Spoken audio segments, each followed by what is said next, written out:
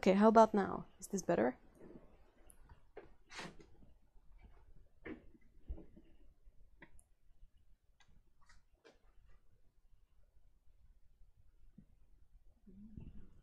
Yeah, I can hear myself, so I guess that works. Sorry. All right. So hi, Linux Witch and Cyan. Hey, Cyan. Hi, Alina and Jacqueline. Hey, Otto. Who else? Who else? Hey, Paolo and Malvina. And Dan and Snow Sparkle Gems. All right, awesome. So I was speaking to myself, but yes, these are the same flowers, and I've been trying to take care of them properly, and I've had to clear some of them out because they were I don't know what's the word is, but yeah, they were like limp and beyond their prime, but all the flowers that were still good I kept. Even those that have too short a stem to be in the vase, I put them in the glass. I'm not fond of throwing away things that are still somewhat alive. So yeah, that's what I've been doing. And I'm gonna adjust the camera, but I wanted to leave it at autofocus because it made for a much prettier view of the flowers. Right. So setting the camera. Bye, flowers. Oh yeah, wilted. Yeah, that's the word. Also, I think I'm gonna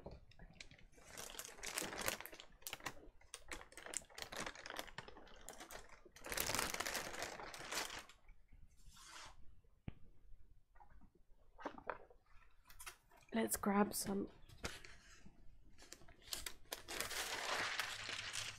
clean paper.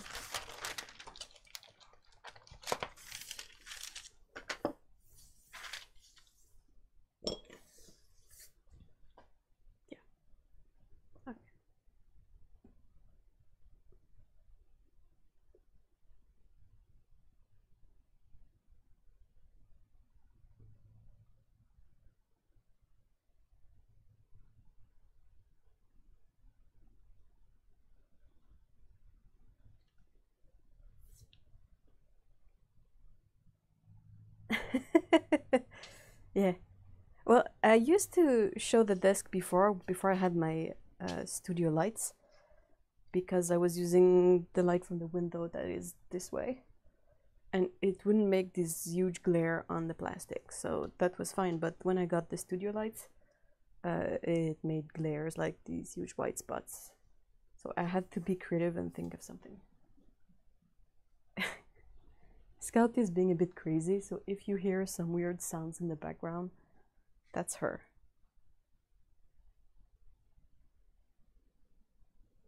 Do you want to come say hi?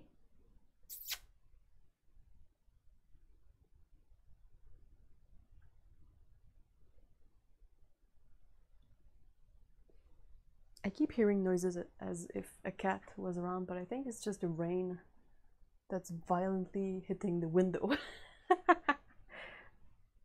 Fall. Okay, so today, after a bit of confusion and yes, she wants to come say hi. Well, I can go grab her. She just went meow. She's crazy right now. Like she's running around the place. Scooty!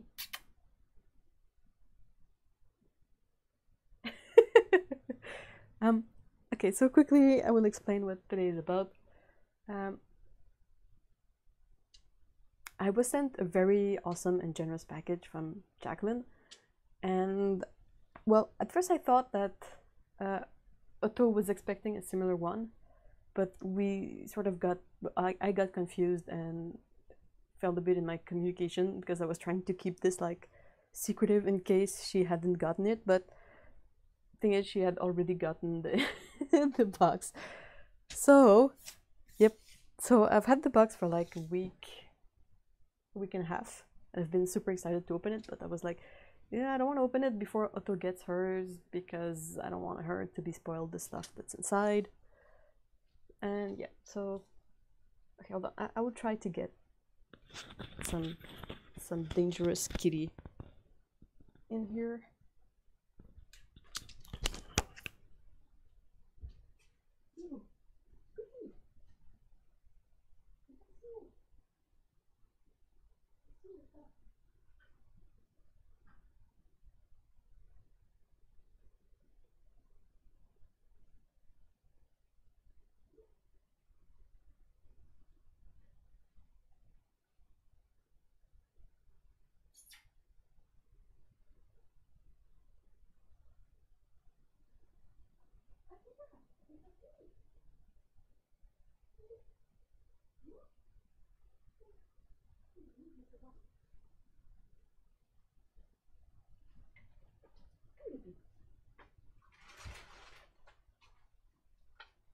Yeah.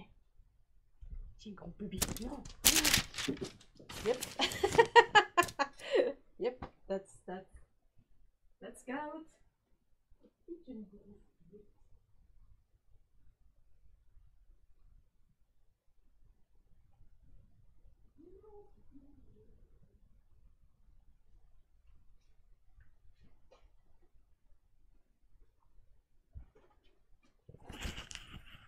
I tried. Okay, sorry. I can't find Peko, so she's probably hidden under the bed or something. So I have the box next to me, but it's on the floor because it wouldn't fit on my desk. So I am opening it. And oh. So there are a card and a note.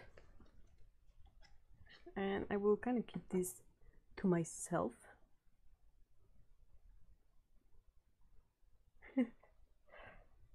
Oh wow.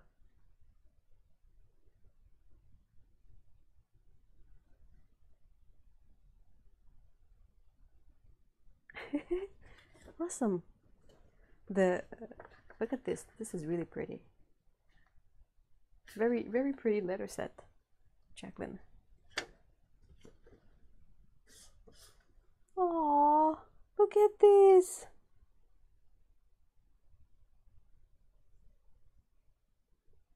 Cutest painting.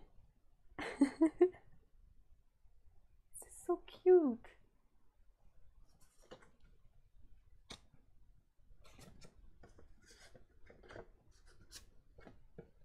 So, first item, cutest card possible.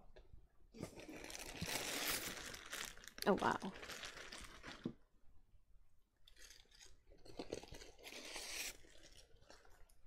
No, I don't like cats. What do you mean? No, it's not ugly. Jacqueline, what? That's not an ugly postcard.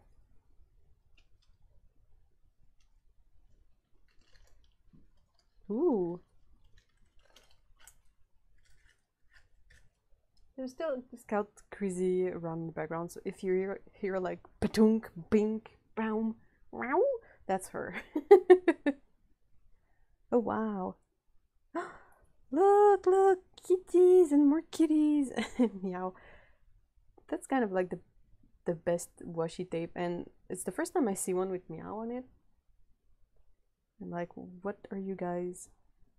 In case I'm missing one. That's so cool.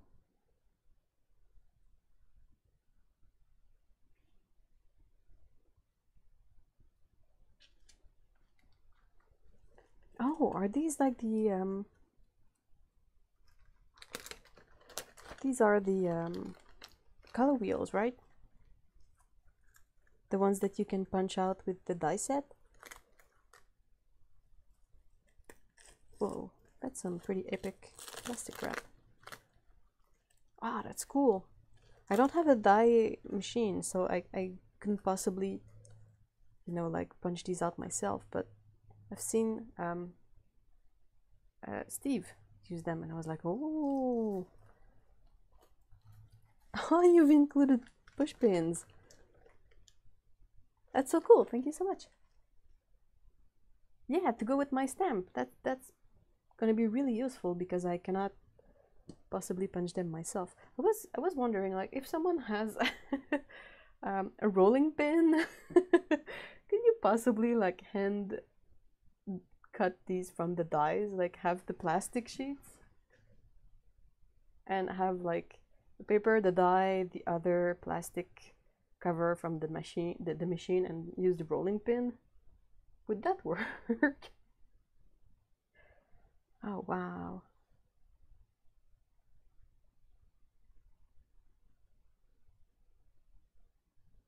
That's a really nice selection of colors. No white, no black. Already that's a...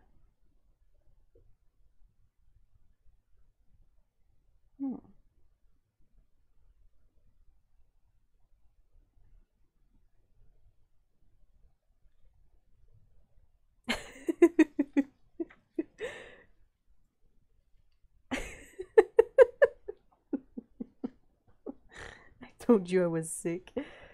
Oh no! Oh wow, nice in French. Merci. And bonjour. Yeah, the colors are really nice. Is this the bee cotton paper, or is this another paper that you cut to size? This is pretty awesome. Told you I was sick. Oh. Ooh. Arches. Gosh, I love Arches paper. Cold press. Cold press is kind of one of my favorite textures because it's just the right middle between, you know, being super duper smooth, and it's really in the middle of rough and hot press. So that's what I really enjoy, because you can use color pencils, and it's pretty cool to have the texture of the color pencils on top. These are the Mission Gold Pure Pigment set of 24. Actually, the set comes with a small tube of white and black extra. Oh, well, I'm glad you didn't put them in there, because yeah, the eternal question of white and black in watercolor set. Do you like it? Hey, it's kind of cool that the ribbon is sort of matching with my shirt today.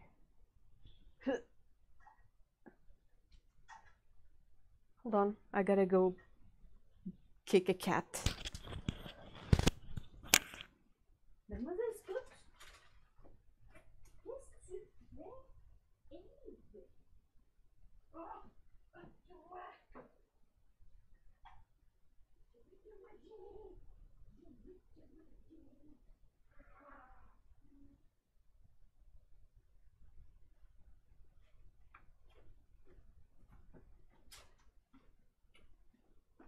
I am a naughty kitty.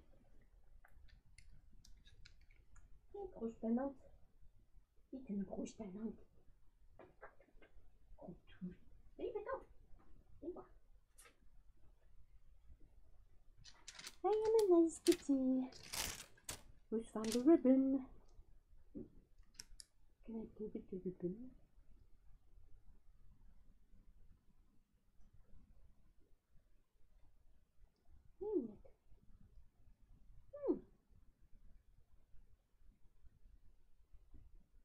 Miss Cat was on the oven looking at the pan that I left to cool there. They're not supposed to go on the oven. Pico decided she wants to eat the ribbon. I need to eat the ribbon. Oh.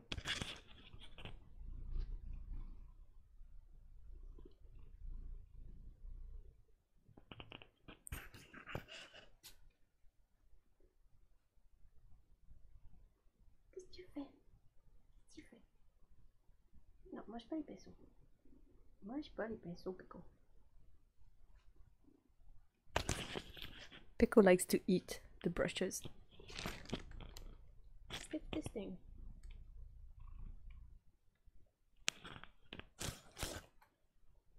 So in the box there was a kitten. This naughty kitten. She's like purring, but not when I put the mic next to her. She's the most camera conscious kitten I've ever had. Aww. Oh, you found the ribbon again. And you're stepping all over the gift. Of course you are. So, Pickle approves of the ribbon. She's just filled it. Softly. What else to check? Squid. Good kitty.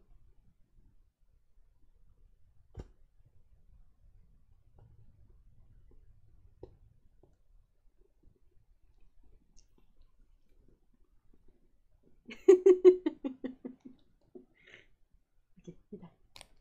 Get that, baby.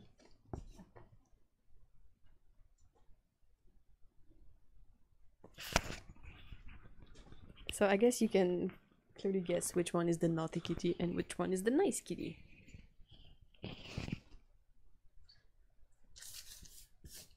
All right.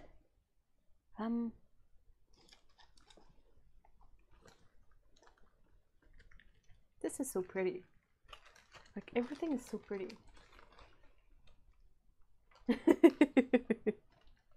Yeah, I could ask Peko to open the stuff for me. Come be cute on camera, baby. Hmm?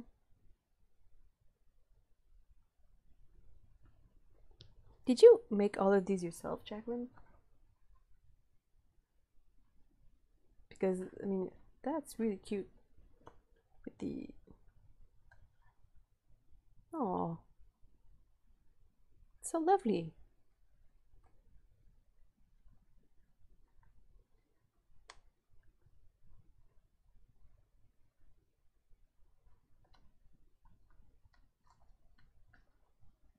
Are you the type of person, chat, who, when you get gifts like Christmas, birthday, whatever, you carefully unpack them and don't rip through the paper? Oh, wow. Whoa, what? Did you make those? Whoa, holy moly. I mean, you cannot buy cards that are this cute, honestly. Like I was shopping for cards the other day and I was like, bleh, these are all so cheesy, but look at these. Aww. They're so beautiful. Oh, with envelopes too, what? Oh, look at this. And it matches so well. Oh, how did you get what? But magic. I don't understand. Wow. I'll never be able to send those. That's so cute. Whoa.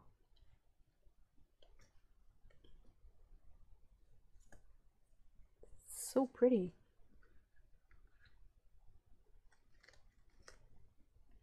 I really like the lighthouses. I like the nautical theme. We used to go to vacation in Maine every summer as a kid. I'm pretty sure I've mentioned this before. But yeah, and I really love the sea over there because it's not, you know, the pristine, beautiful sea. Mind you, I'm pretty sure pristine, beautiful sea is pretty awesome as well. But what I loved of Maine is that it was, you know, kind of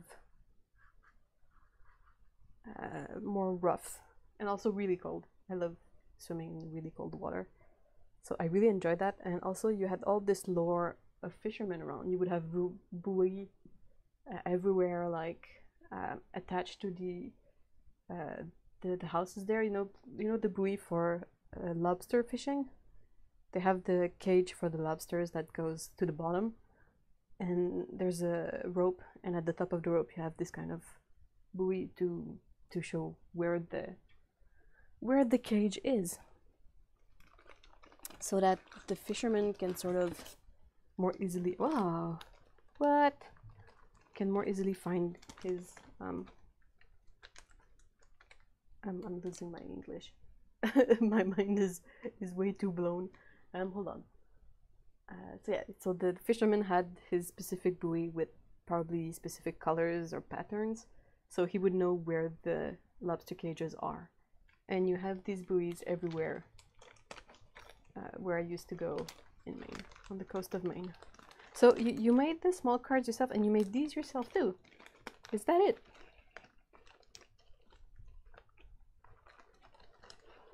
Whoa, wow. What? My gosh. Jacqueline, do you have a you need to have a channel and to give classes or tips on how to make cards this lovely. Wow. Look at the moose.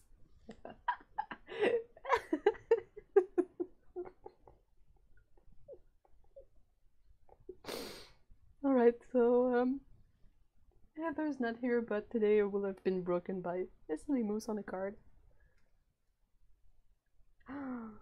What?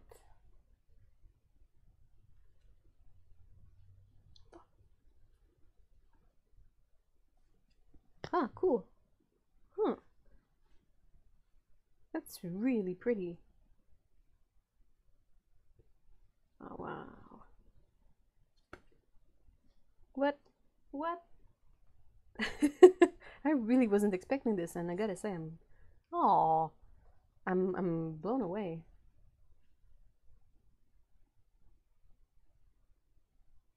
Ah, there's some shimmer there. Can you guys see the shimmer?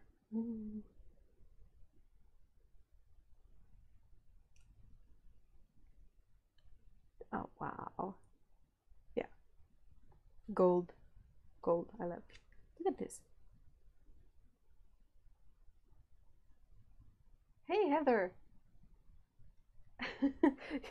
You're just in time to see me having my mind blown apart by how beautiful these handmade cards are.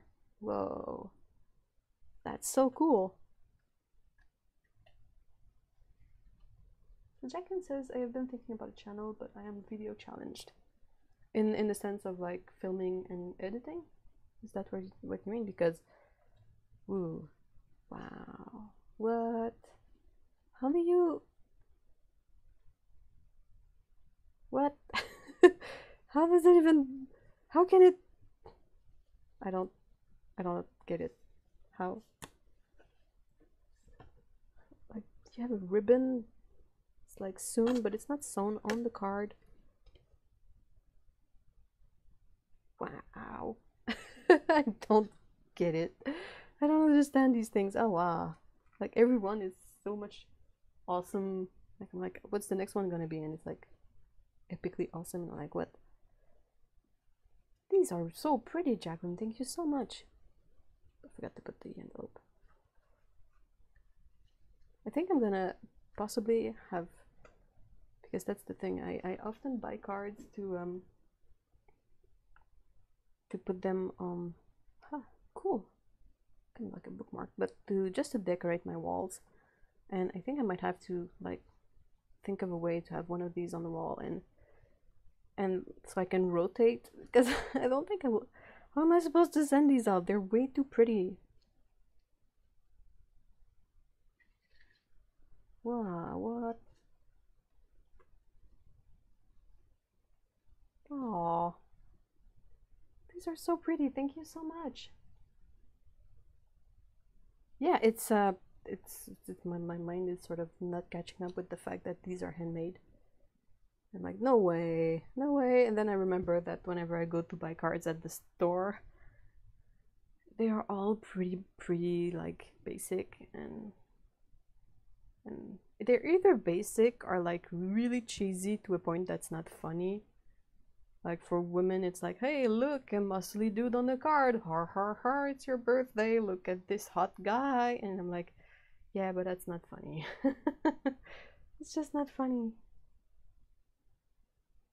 But thank you so much for the cards, Jacqueline. Don't know how to do all the filming and editing.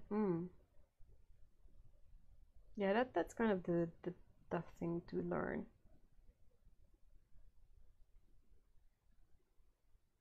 But honestly, your cards, they're really, really awesome. Oh, that's the thing you mentioned to me, right? So this is the only thing I knew that was in the box, and it's chipboard. Because I when I have to send out like prints or originals and all that, I always can use a good chipboard, and that's the only thing that I knew that Jacqueline had asked me, hey, do you have a use for some leftover chipboard? And I was like, yep. So, awesome chipboard. To make sure that Canada Post doesn't, like, hey, speaking of packing supplies, I'm not kidding, like I have these things just there for when I ship out comics and arts. And oh, so Jacqueline says stamping and cards are what I do most of the time. Learning to watercolor is a side gig. Yeah, well, you are really awesome at making cards, and definitely like, yeah, I mean, these are the cards that when you see at the store, you're like, ooh, I want to get these because they're like unique, and they convey the feeling of a card much better. But yeah, wow, hot damn. I was not expecting these. Oh, pens. Are those are like are those from the portable painter or like Van Gogh? Because they have this this clip in the side.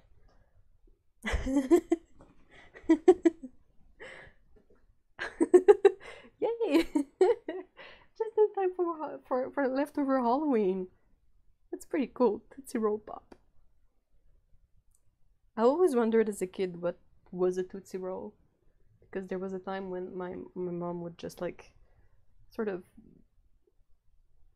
help clear out the candies we got on Halloween, and would only keep like chocolate bars and stuff like that, and she would sort of grab the Tootsie Rolls and just take them away, and I was like, wait, but I want to try these.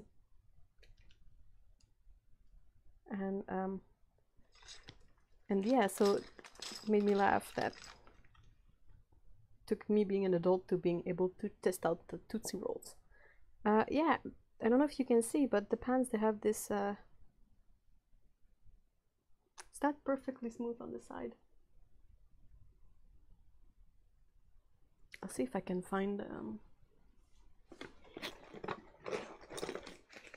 I think these are for the portable painter. Yeah. You can see there's a nook. It's very faint, but still, it's what makes it work for the portable painter. Well, you can have Tootsie Rolls in a roll. They're a bit like kind of a chocolatey taffy thing, but they also made lollipops, from what I can see.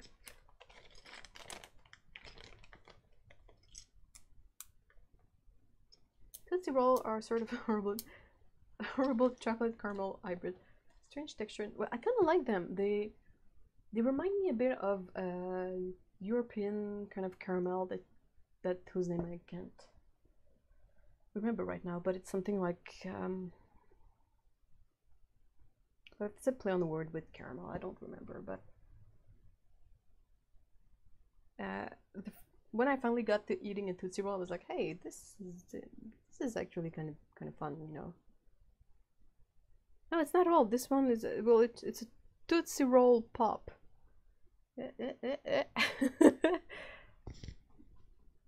Okay, Oh, this is...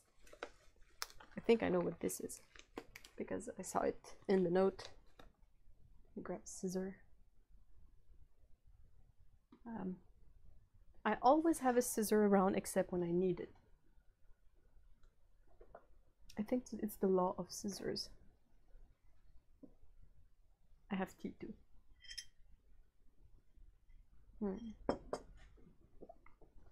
Sorry. Gee, I had a scissor like 5 minutes before I started the stream, and I was like, hey, I might need this for the stream. I should keep this nearby, and then I forgot where I put it. There it is.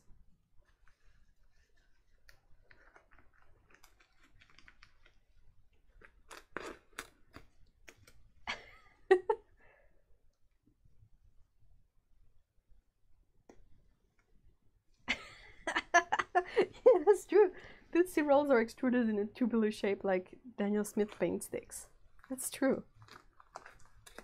There's a similar candy, I'm bummed that I can't remember the name, but it's wrapped in a yellow wrapper, and it's kind of long, and it's, you know, it's a wax paper with the twisted ends, and it's really more available in Europe, in France at least.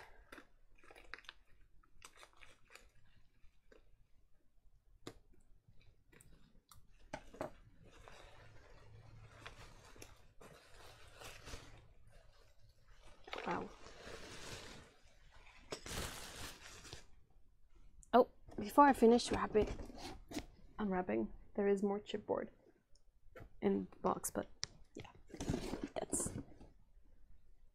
I don't want to say that's all because that's so reductive, but the palette here is the last item in the box.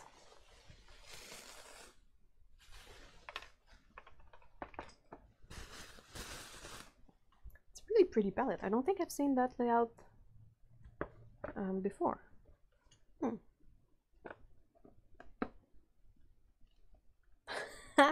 Unsurprisingly, guess which color decided to have a party on its own? Wow. That is so exciting.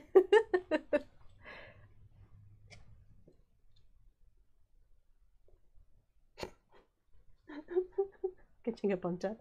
This says that's why I just bought a billion pairs of scissors and have it everywhere in my house. I should really do that too, because I'm always looking for a scissor.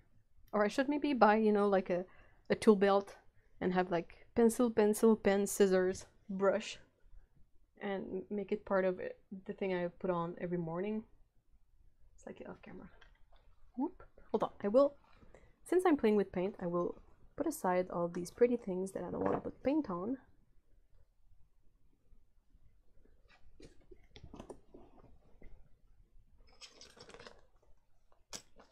I refuse to consider this an ugly card. It's so cute. Okay. Maybe it is the palette that Otto uses. I don't have any palette like the one Otto likes to use. It is super like thick plastics. Thick plastic, looks really nice, and I guess that these are the colors, so we'll keep this. Carefully put this away. So before I get completely overwhelmed by the color, thank you so much, Jacqueline, for sending this. It was unexpected, and it's a really nice surprise, and I'm really excited to try these paints, especially considering that these are the swatches. So I'm like, all of this looks amazing, so that makes me even more excited to play with these.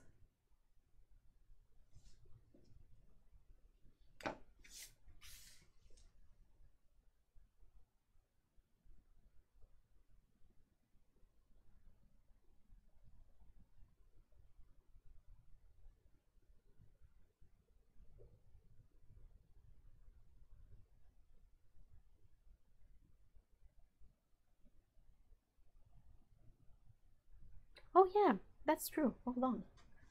Otto sent me a palette. I think I bought one too because I wanted a similar one to put in the other version. Why is there so much cat hair on this? So that's the one you sent me, I think, right?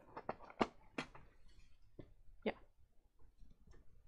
So it's not exactly the same. And I don't mean that as one being better than the other, it's just a fact. The one Jacqueline sent is more white, I think, plastic. And it's a bit bigger too.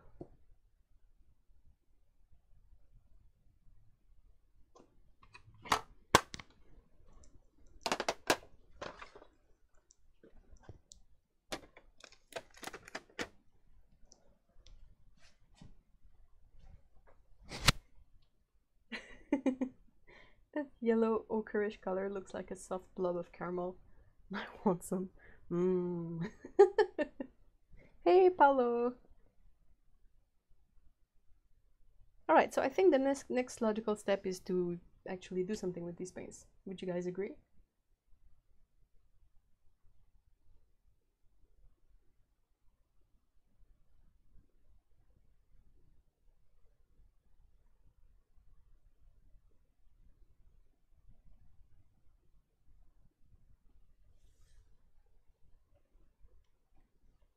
Oh, bye, Paolo. I think I read it as hi, but I mean, bye, Paolo.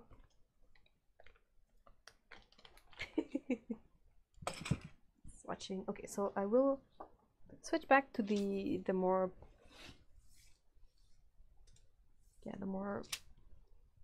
busted up paper. Not because I'm stingy, just because I try to make the most of these before I switch them out.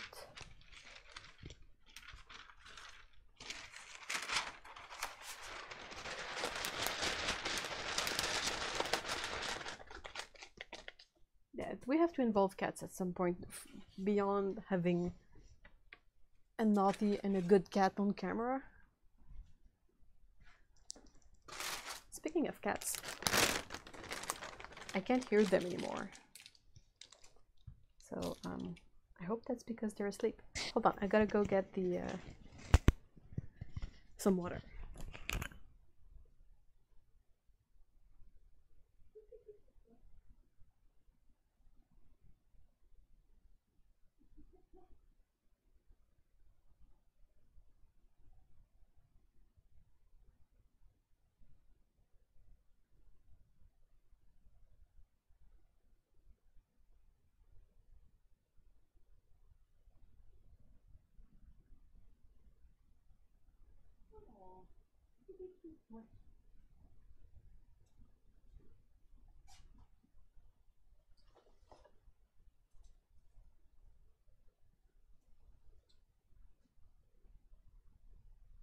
Kitty cam, yeah.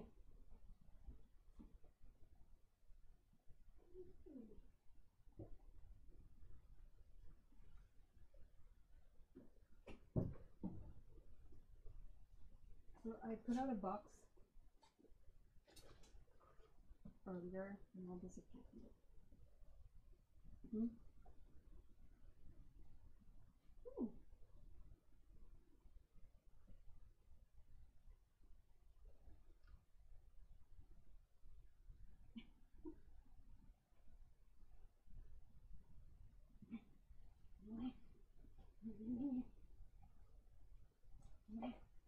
Are you gonna fight me? Are you gonna fight me?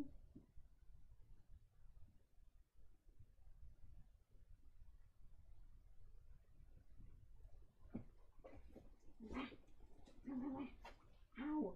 Ow! You bit me! Oh.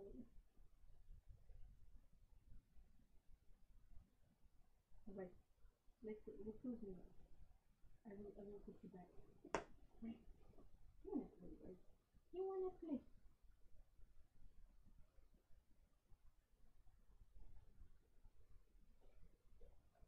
You wanna go back? Go. Bye bye.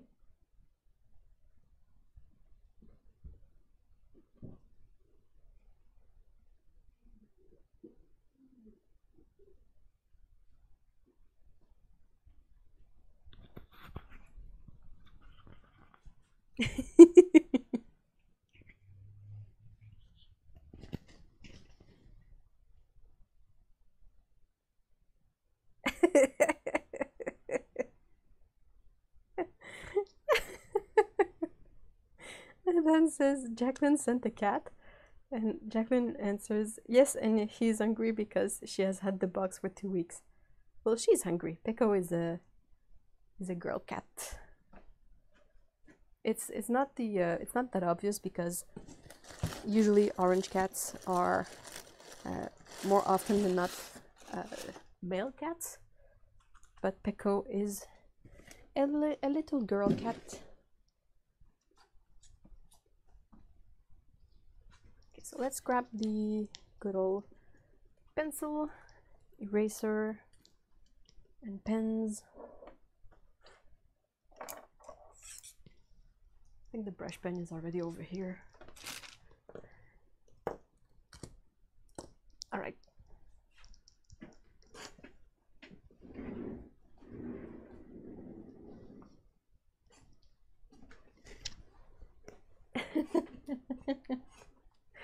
Yeah, because she's a good biter. She didn't purr skin, but I always have like indents in my skin for a couple of like a good while. She's not biting to be mean at me, but she's definitely playing. She's used to playing with Scout, so I think that's why she bites really hard. Is because Scout is a bit of a troll, and she really doesn't let go. When she bites, she bites. So yeah. Okay, let's see. Let's not do what I did the other day and use the wrong side of the paper. This is the good side of the paper.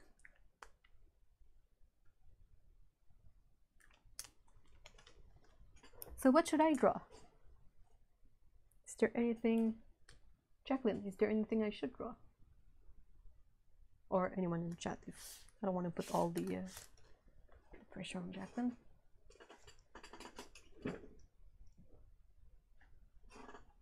Ah, the colors are so pretty. Look at this one. Am I in camera? But the cobalt turquoise here, that's pretty cool. I wonder if you could make a quill brush from thick tufts of shed cat fur. Would it be like scroll? I think someone has made a video where they made a brush out of their cat's hair. You would need a cat with long hair, because if you look at a quill, the hair goes quite a way back. So a short hair cat would make for a really short quill. But yeah, if you look at it on YouTube, there is someone who made a video of making a brush with their cat's fur.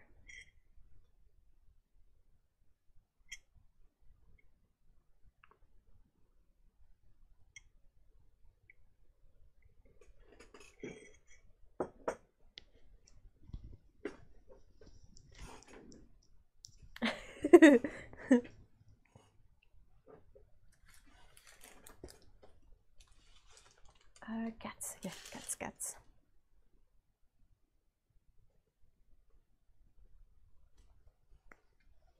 Usually, hold on, let me grab this thing.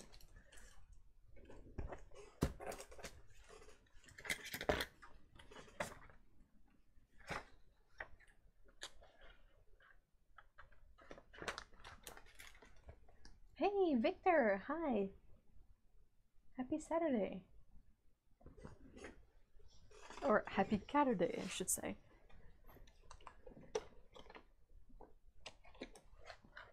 I don't want to make a stream that lasts forever today, but I have kind of a freer schedule than usual, so I'm in zero rush today. None whatsoever.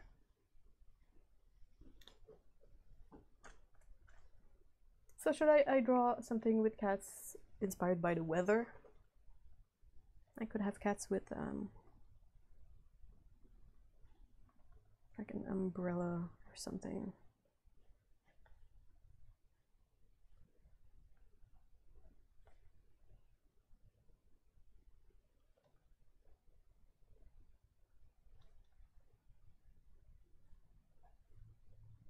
They aren't super excited about the rain because most cats don't like water as a general rule.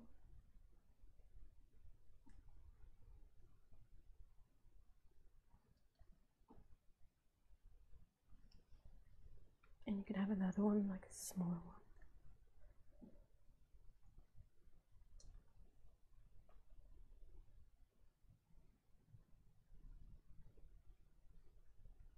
Who jumps into a puddle because the younger cat and he likes to make a mess.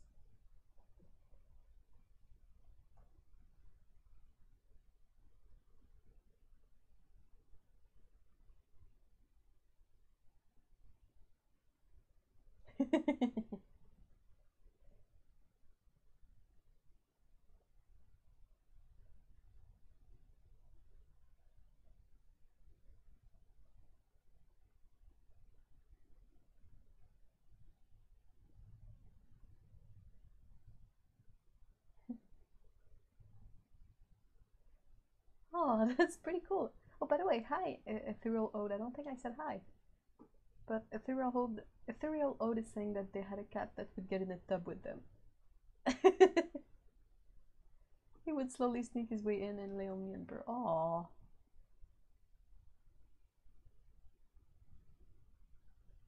If you want to check it out, there's an Instagram account that's Nathan the Beach Cat. And it's pretty awesome. It's a little black cat. Name is Nathan, but it's a lady cat. And they're human. The humans are a couple of Australian folks, and they bring Nathan to the beach with them, and she likes to go in the sea. And not too long ago, they adopted a second black kitty that's called Winston, or Winnie, also a lady cat. And Winnie has also taken to going to swim in the sea. And it's pretty cool to see the tiny black cats swimming, and they try to keep their head above the water because they don't want to get the water in their ears like most pets. Most pets don't like that, but it's really funny to see them swim with the, you know, paddling about, and cute little black cat. So if you want to see a cat that actually enjoys water a lot, Nathan the Beach Cat. And Winnie also. I like adventure cats. This is one of my favorite things to check on Instagram, is either art stuff or cats. And no one ever was surprised of that. This is like the least surprising thing in the world about me. I like to look at paint and cat. Sorry. Okay, so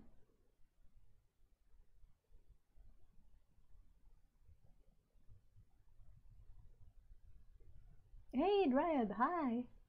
And hi Heather, I don't know if I said hi. But hi. And Kirsten, Victor.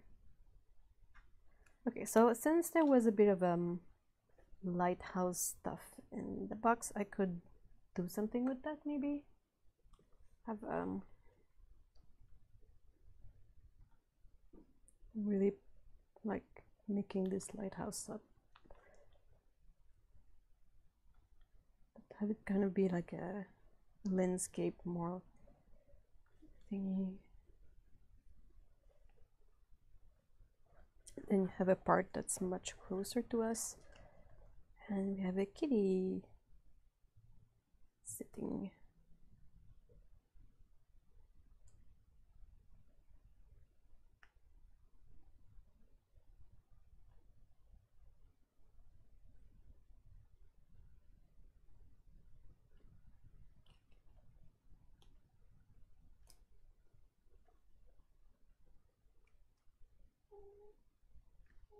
Salut Péco, qu'est-ce que tu fais?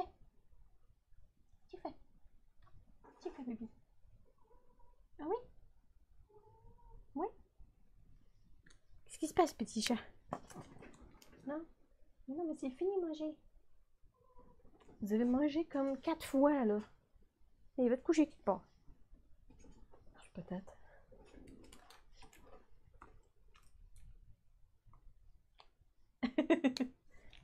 And the beach cats are pretty nice, right?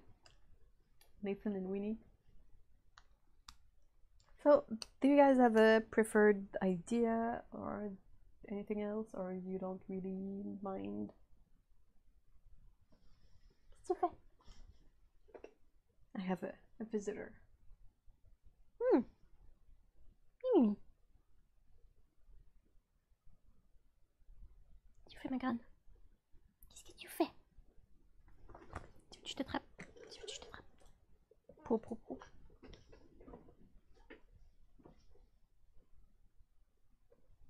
Question, will this be a sticker set too?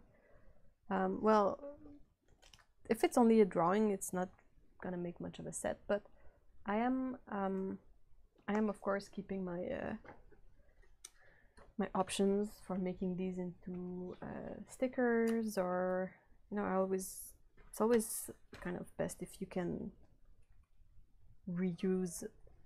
What's up, Pickle? If you can reuse something and make the best of it. Like, I was thinking I might rework a bit the florist kitty and make it kind of a postcard where you would have. I have the sketches around. Whoops! Sneak peek. You saw nothing. Nothing. Nothing. Not supposed to show that one. Where I was thinking I could make a postcard with this, what ended up being this drawing on the front, and on the back have this as a smaller drawing, perhaps. So it's always. So 1 vote for this one, 2 votes. Oh, it is the, hold on, I have to. It's the Mission Gold Pure Pigment set of 24, but without the black and white because these are not super useful.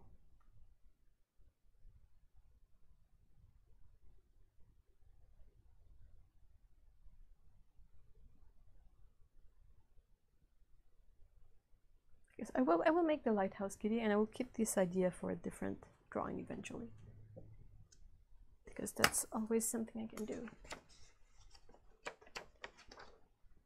The nose picking kitty buying flower. It's not supposed to be nose picking. It's supposed to be like a gesture of questioning, like wondering which they're gonna buy. You know, but it does look a bit like it's picking its nose.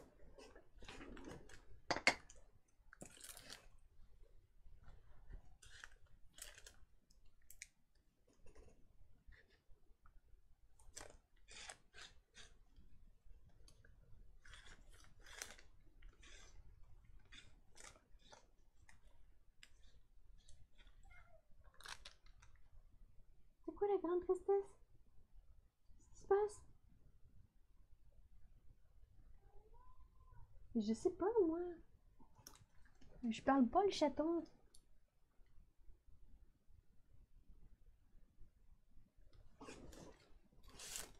Echo again.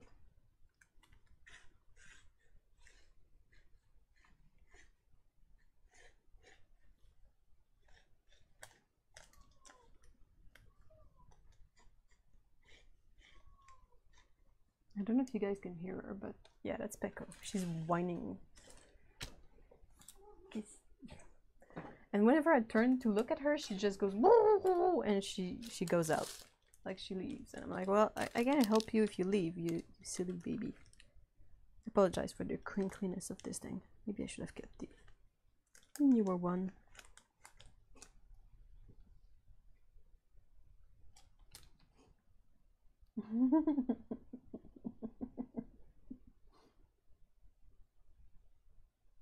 And guess who's back? Si tu veux. Je sais pas, moi. Mais je parle pas le minet. Si tu veux, Pico. Ouais. Ouais, pro.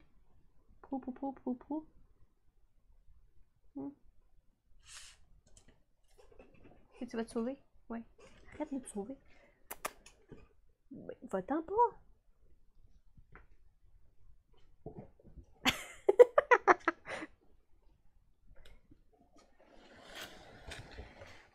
She went in the box. Viens me voir. Viens me voir, toi. Alright, so come on. Help me draw this thing, okay?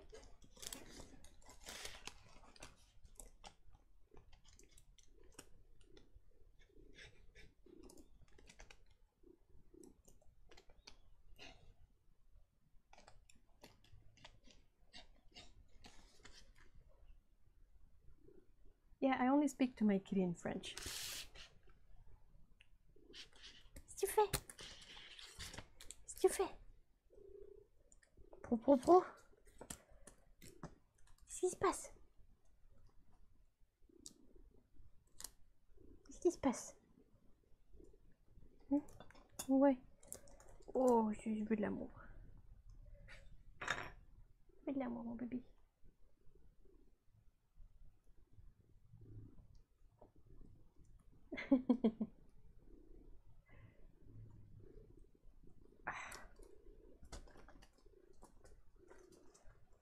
Well, I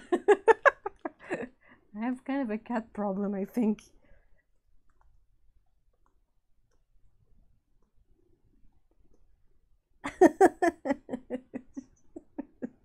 Hold on.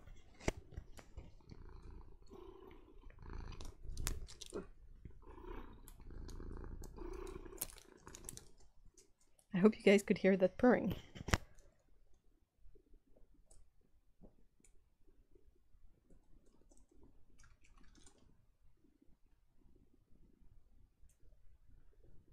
She's doing the lassie stick.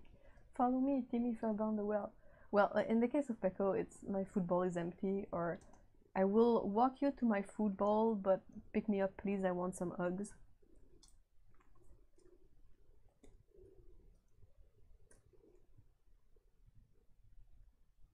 She's shedding hair all over the place. Here we be. Peko is not a great biscuit maker. That's more a Scout's thing. But she likes to like flop on her side and qu'est-ce que tu fais? She likes to rub against everything as well. Sorry, you guys can only see her butt. No, don't smell the lamp. D'accord? Oui. Ben oui. C'est dur la vie, hein. C'est tellement difficile d'être un petit chat. Oui. Oui. Oh là là.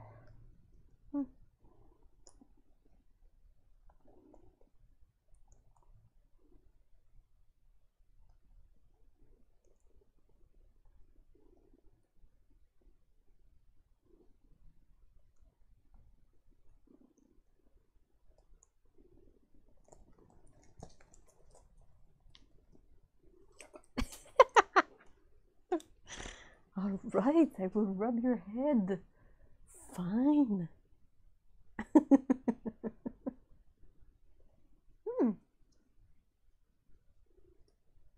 Butt scritches are good. Head scritches are the best. Yeah, that's my paper. Don't mess up my paper. Don't mess up my paper, baby.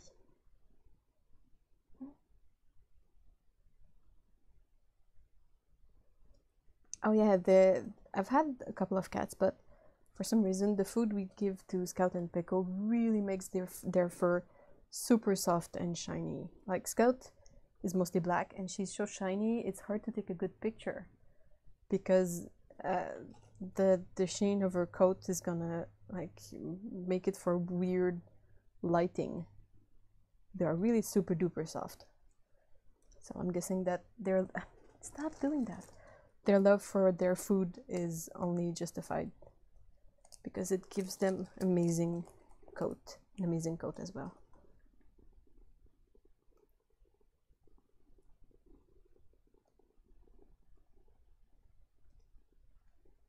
She's so happy.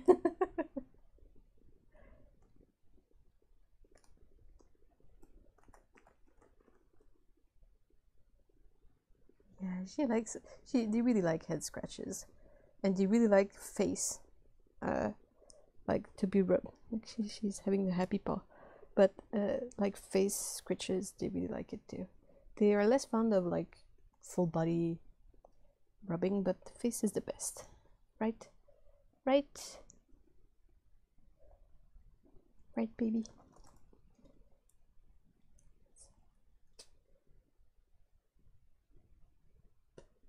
She's really pretty. I'm completely partial to my cat, but I still find that she's very, very pretty.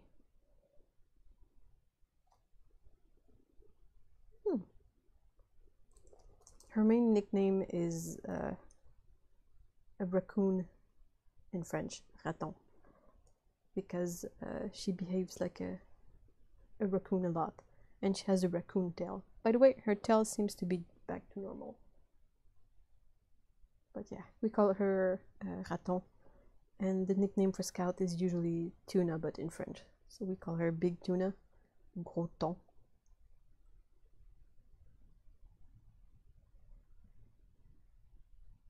Minette. And Minette is basically kitty in French, if it's a lady kitty.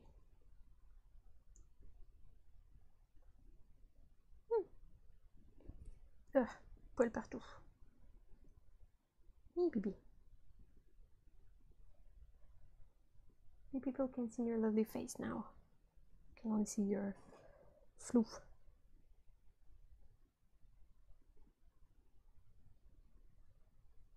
What's the plan now? What do you want to do? Hey, baby.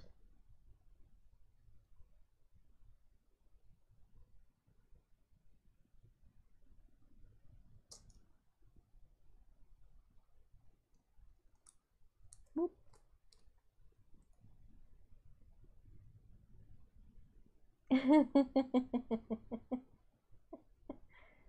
Christine says, you know when people sing love songs about yearning for their love? This is what I yearn for. Fluffy kitty butt to scritch. I agree.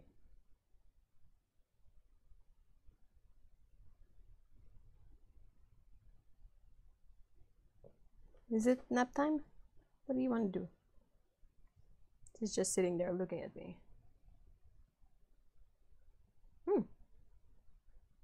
Everybody likes you. You've stolen the show. You can go now, right? That was the point. Show up, steal the show, go take a nap.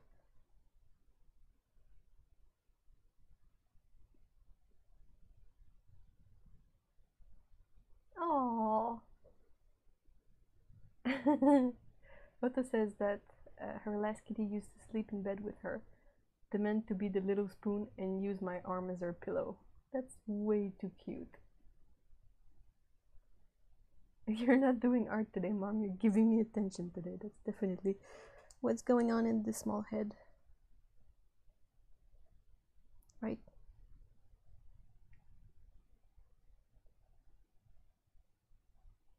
So, what now, baby? What now? I cannot believe that these little girls are going to be 8 years old soon. It kind of goes by way too fast.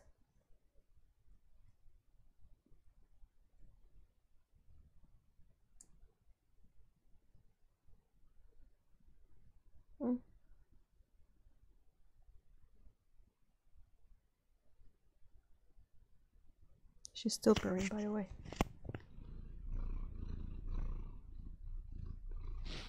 Oh. You put snot all over my mic. Apparently mics suffer rubbing on them, covering them in cat snot. Thank you so much, Pickle. Okay, I will try to go put her to nap. Put her to bed like a kid.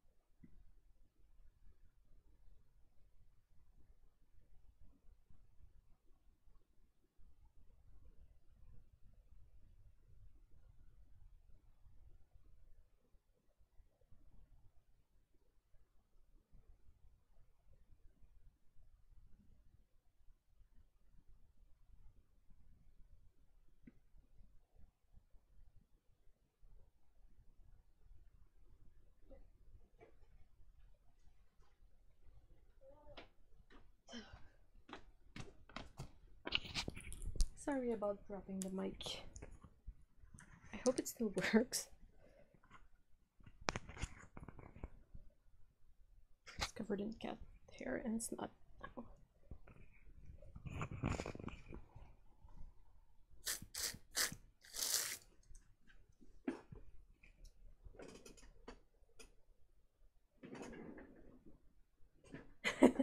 That's a cat law. If the human is doing something, the cat shall be as intrusive as possible. Very true. I agree, Heather. That's definitely what's going on.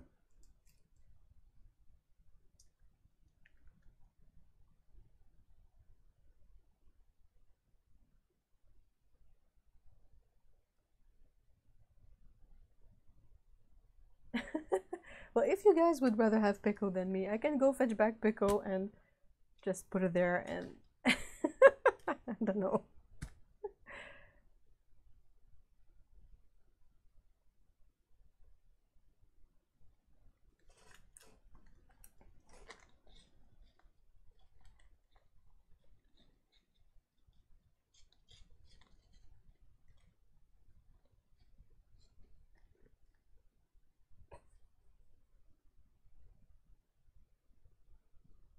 Me and Pico?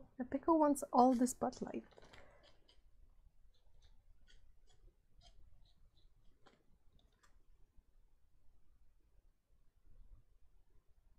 There is fur everywhere now.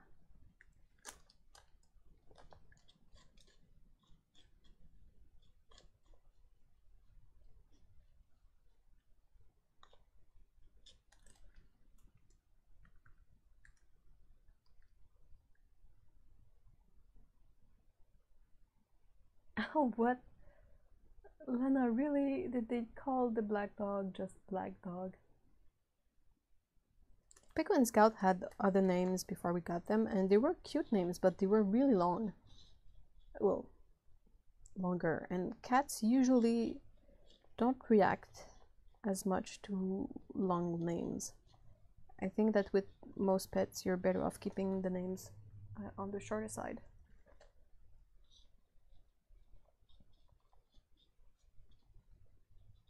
So Scout used to be Cappuccino, and Pico was named Caramel. So those are pretty cute names.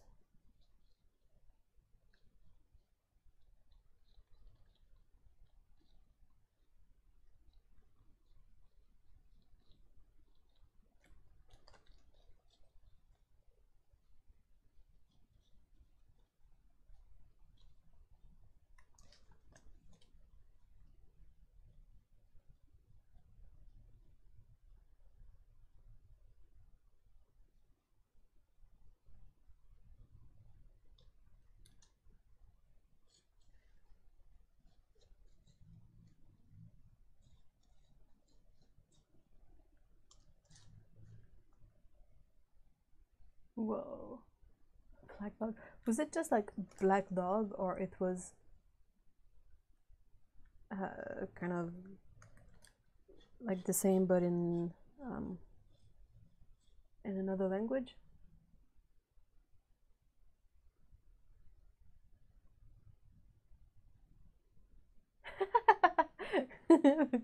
Victor says, when I was a kid, I was adopted by 3 Siamese cats named Iggy, Ziggy, and Twiggy. That sounds about right.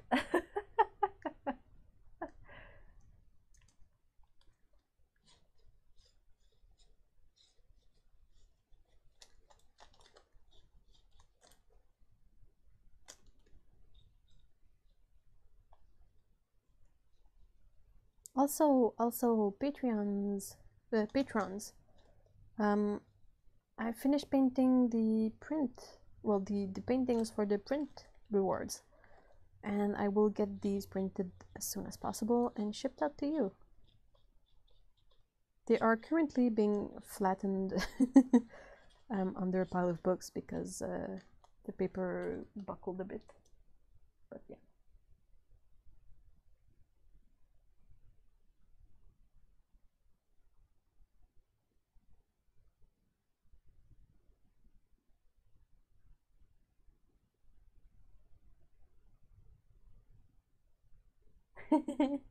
Yes, that's true, Heather. You get art with a lot of pico time.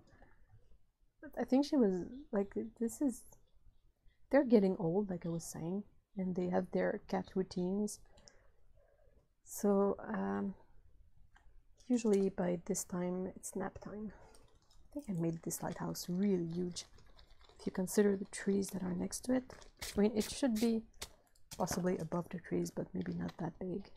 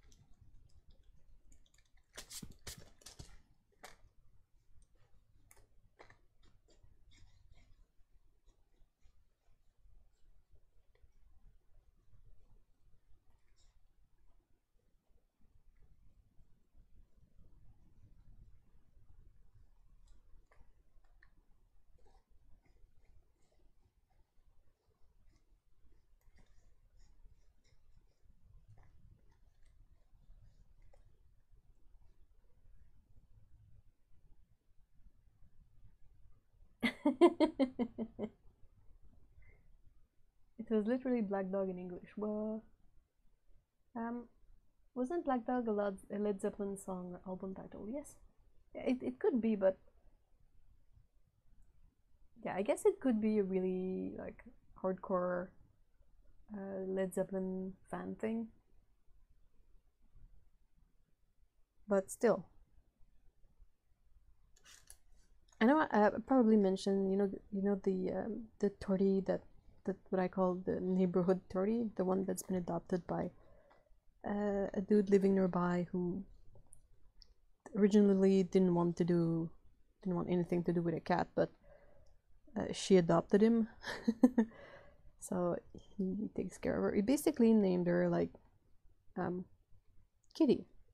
So I don't know, maybe Black Dog is in that sense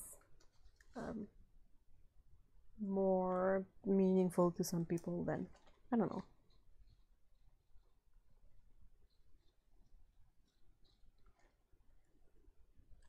I'm smudging this thing all over the place. I'm blanking out on how to make this lighthouse look, but I'm pretty sure April sent me a card with the lighthouse on it. That's gonna be my reference.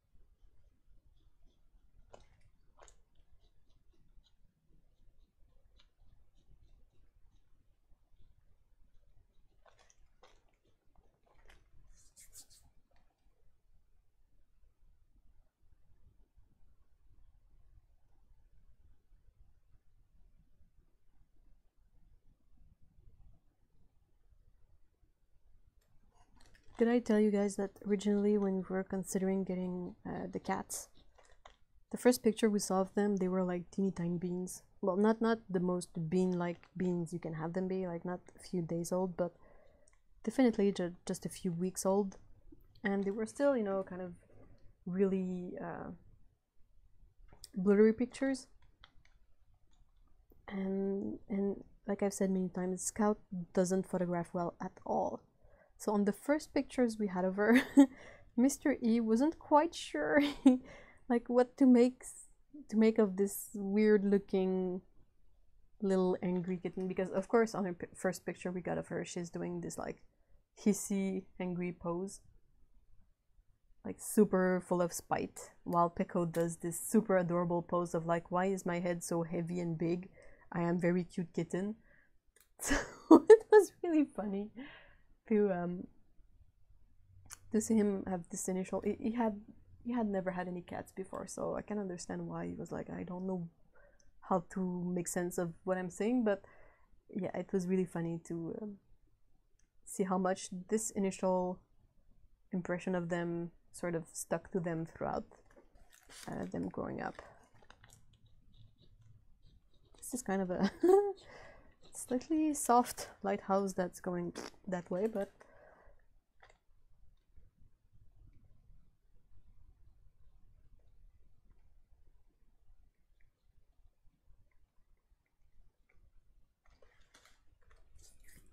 I'm smudging this stuff all over the place.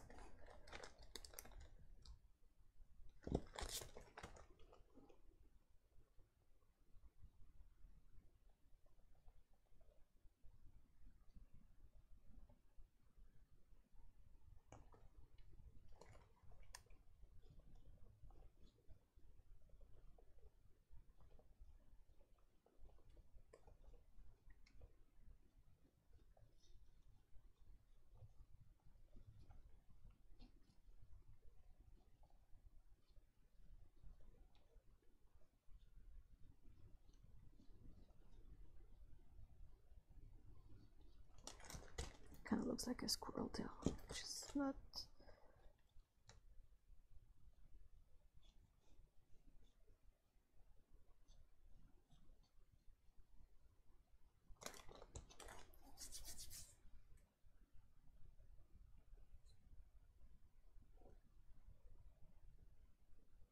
You know, if we all start buying only yellow cars, we could get Queen Gold back.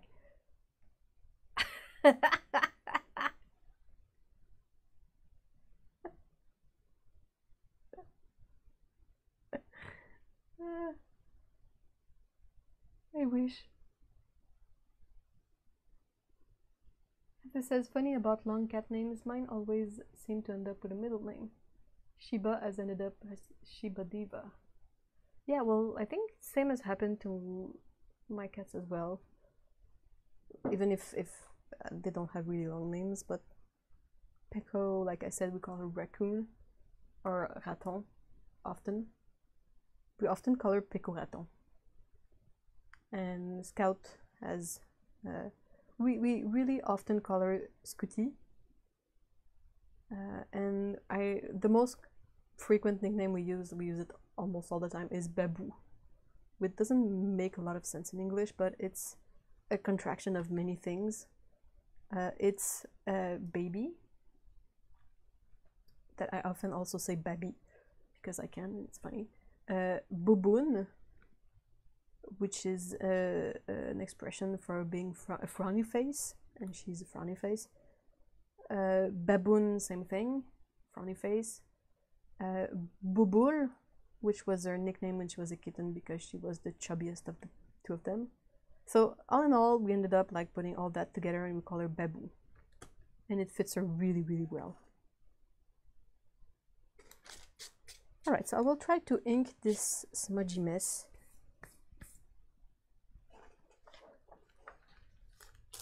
So when you search for PY153 on AliExpress, you get vibrators. Good to know. I know what not to search on AliExpress now.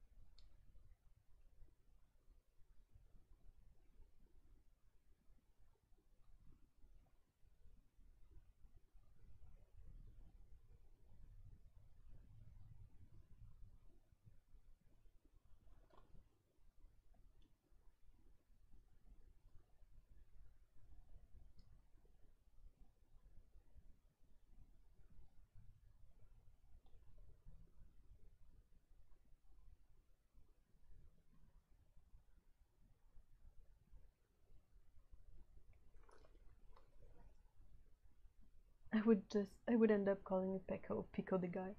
Yeah, I think that would be a thing. We are not super familiar with Pico de Gallo, but definitely like there's a word in French. Picot basically means a dot, you know, like a.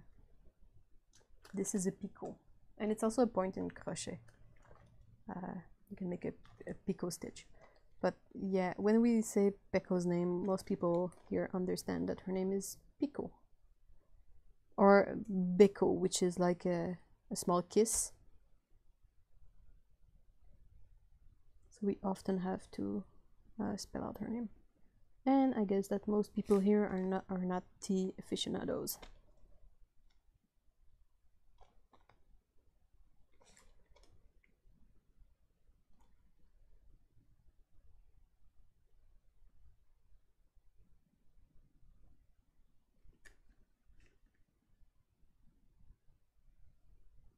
Hey, Tsukabu, hi! I don't think I said hi.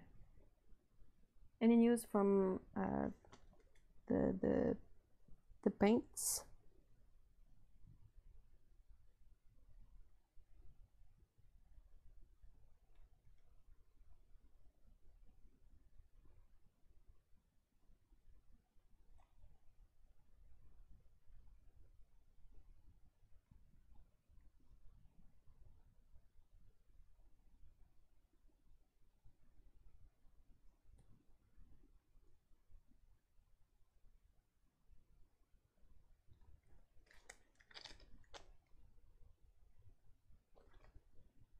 Hey Zoe, hi.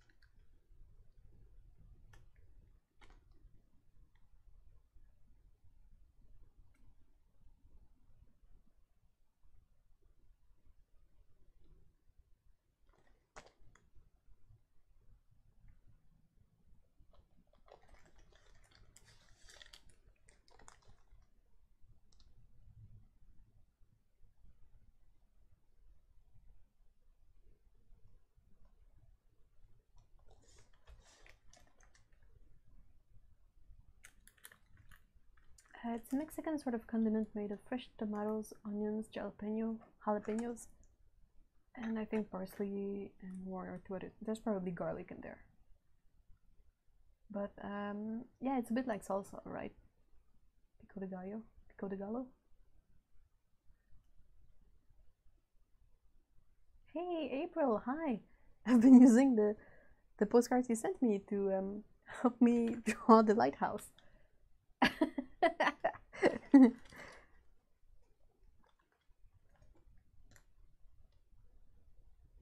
guys, speaking of, April has launched her brand new website for the Renaissance paints. It's worth checking out. It's really pretty. It's a really nice website. And also, if you ever want to buy Renaissance paints, this is the website to add to your bookmarks for future reference.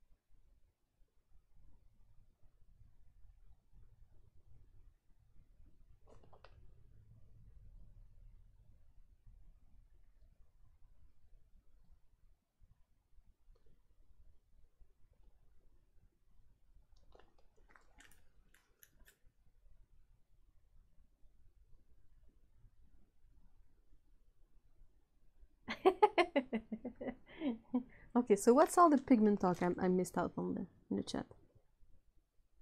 You guys got me curious. Ethereal Odin, Otto.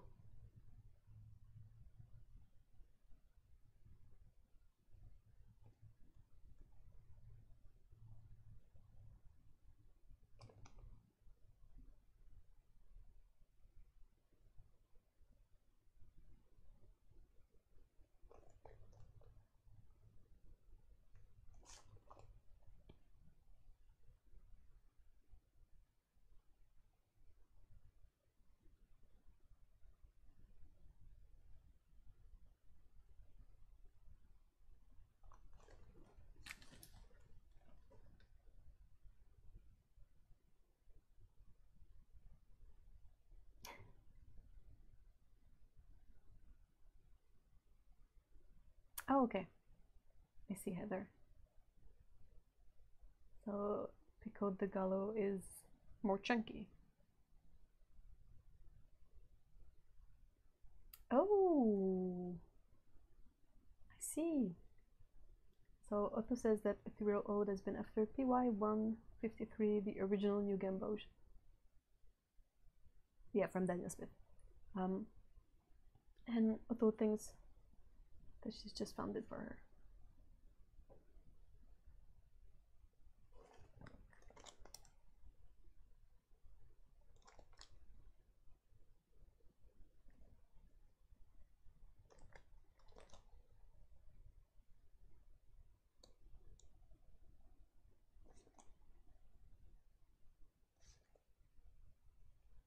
Hey, what a surprise! There was a pickle hair on my brush. Gee, who would have thought?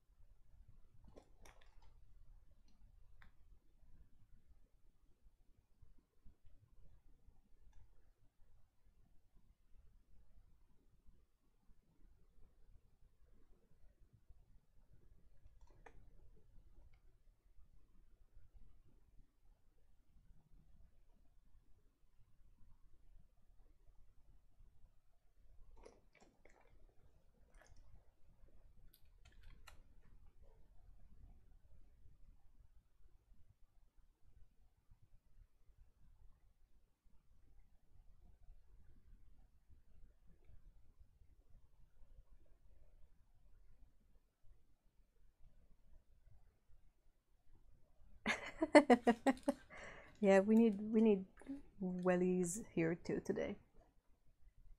It's raining in all sorts of angles. Alright, so just gonna let this sit a tiny bit so it can dry. Drink some tea. Oh yeah, I definitely want to use the teal color. Well, I was thinking it could be the water, but like water in Maine and all that is more like gray blue than. I'll find a way.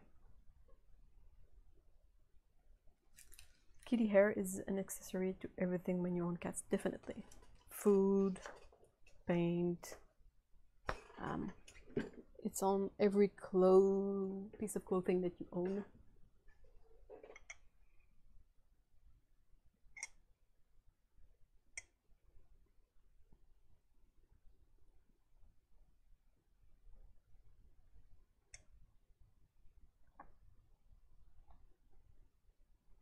Sorry, I'm drinking tea.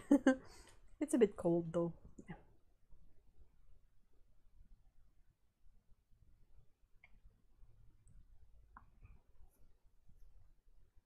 Out of curiosity, in the winter, if your winter is cold or cool-ish, what kind of temperature you keep inside?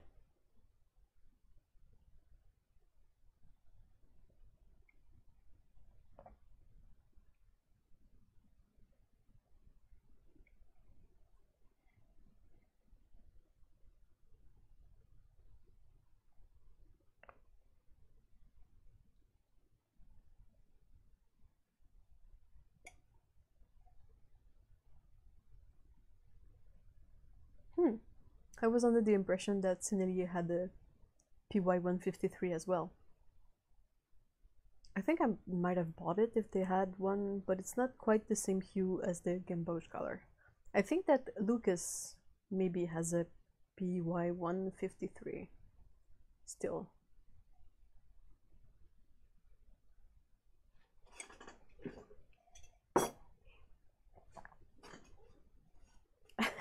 Zoe says tropical.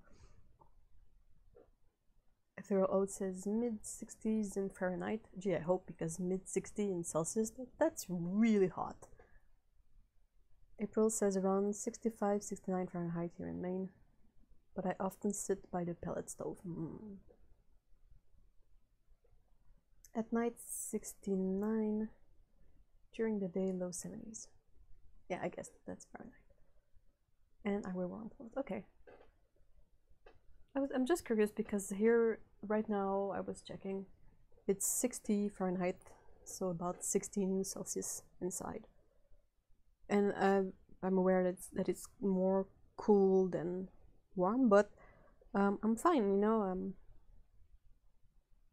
It's either because I've either gained enough weight that I don't feel as cold, or the way I'm managing my diet right now is sort of in a way keeping me more warm than it used to.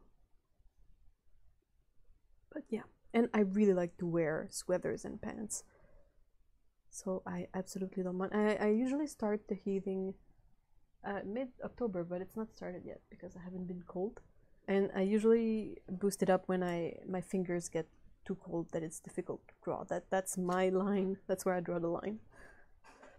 But aside from that, I can wear like big socks and sweaters, and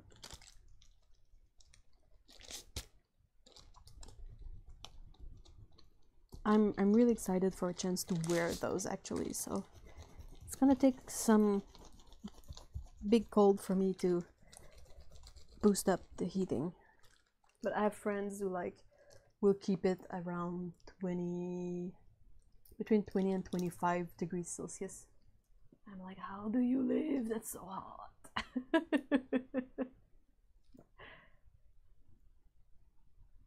Zoe says, I think I wouldn't be able to fall asleep if it was just 16 degrees Celsius. Well, for me it's the other way around. If it's too warm, I can't sleep.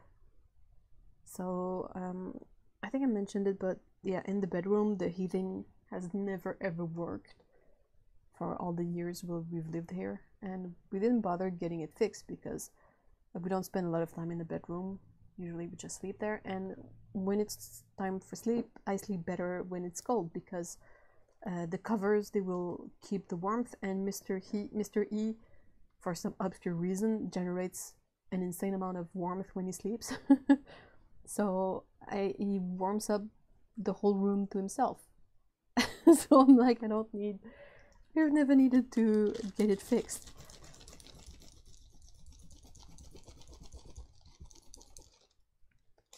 The joys of renting space. It's full of surprises like that.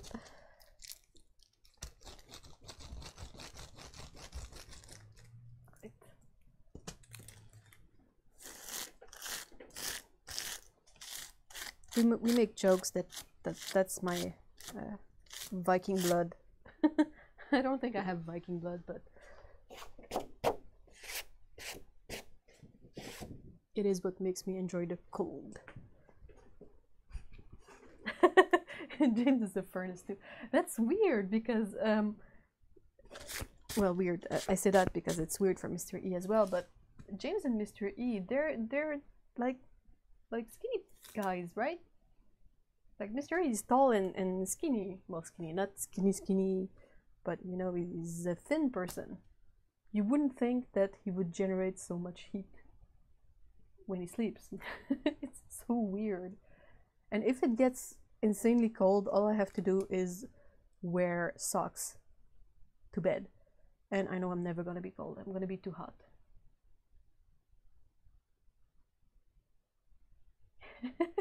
Oh no, Heather, that's so sad. Heather says my hubs is a wimp and can handle the cold, so he has already turned the heat on.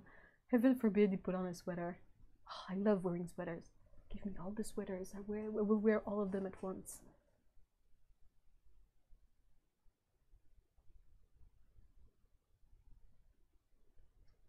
Mr. Heat. Yeah, that works. It's something like 76. That's kind of warm, isn't it?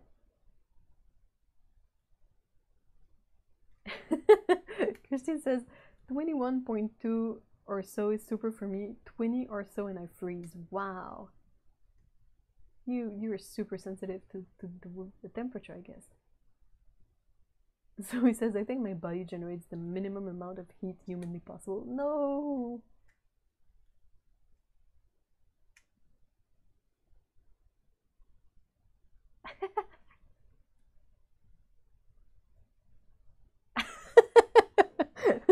I do that too, Otto. That's the funniest part. Otto says, I have never ever been able to sleep all night with socks on. Apparently I take them off in my sleep. I have no memory of it. That's usually what happens if I go to bed with socks on. I wake up and they're no longer there. And I'm like, what? When did that happen?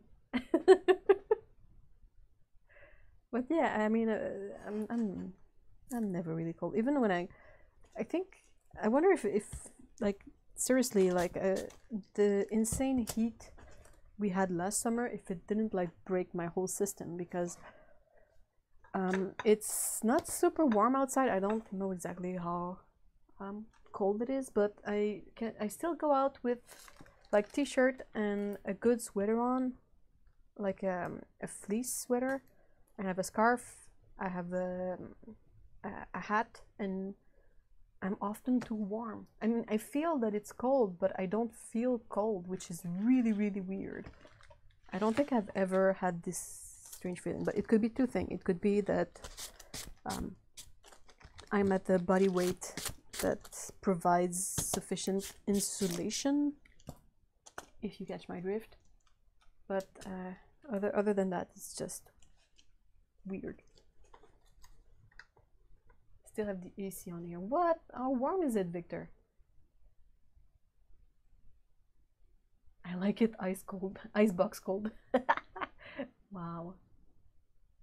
So Heather says we have the AC on here today too, but as soon as it drops to like 75, you will turn on the heat. What? Attack him with a sweater. So he says, Eve, that is why I love the summer. I rarely suffer from heat. Well, you would have loved last summer. You might have felt a bit warm too, like too warm. Edo says, where did the socks go? Yeah, and then you have to sort of locate both socks, because of course one of them is going to be like in a weird place that you're like, how did this one stupid sock end up over here, like under my pillow? What?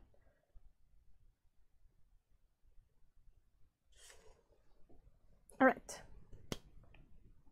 let's have fun. Brush. This is cool gold But this is great paper, so I think I don't know what I want.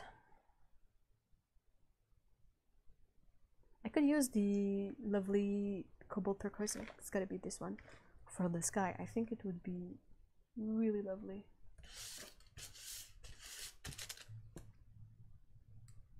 It is 16 degrees outside, way too warm.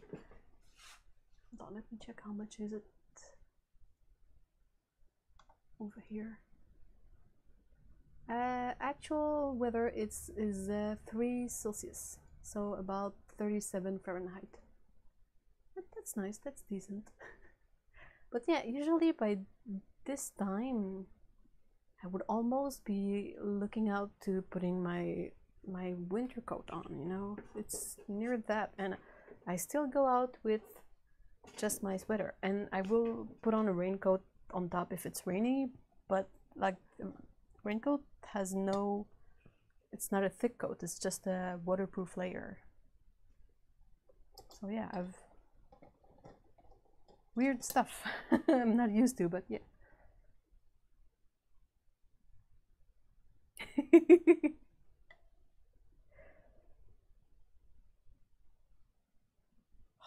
I'm so excited for this color. And this has got to be the cobalt green. It's another one of my favorite colors. I'll have to use it for the like the evergreens.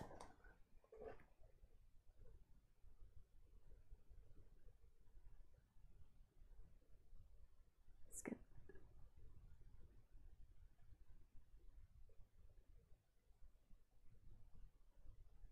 It's 3 degrees here too. I think this is the first time our weather match. I think so too, Otto. Except that maybe you have like sun instead of weird rain and wind. Like seriously, there are drops of rain on my window. So for that to happen, it means the rain must have gone like horizontally. It's not a good look for rain, you know. Horizontal rain. It's never great news. So what else do I need? I need a rag, and I would need, well, I'm going to use this for these beautiful paints are the Mission Gold Pure Pigment set of 24, but 1, 2, 3, 4, 5, 6. Oh yeah, so 24. And so it's basically a set of 26 because they have the white and the black. Is that it?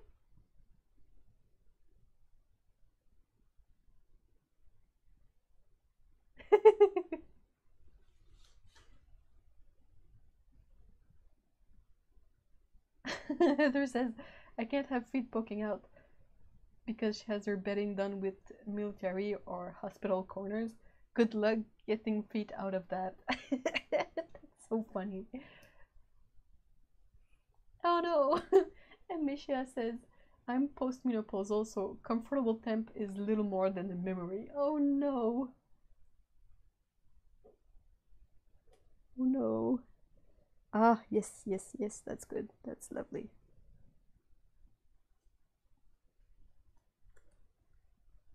I need to add more water because I hope it granulates a bit.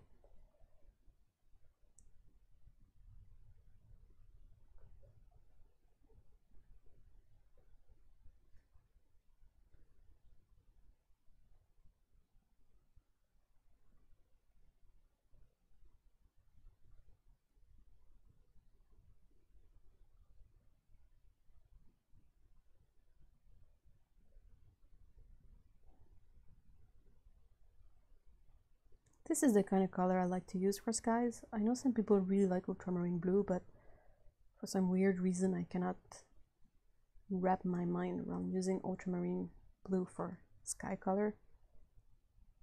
You know, it's this weird thing where I prefer to use a cool blue, like this one, but for some reason it looks warmer to me to use a cool blue in the sky than use an actual warm blue like ultramarine blue.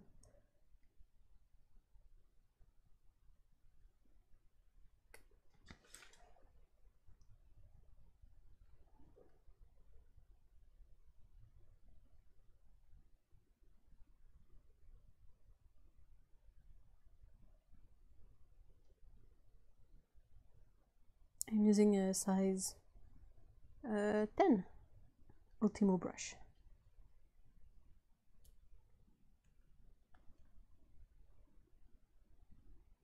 Yeah, cerulean is a really pretty color for sky, I agree.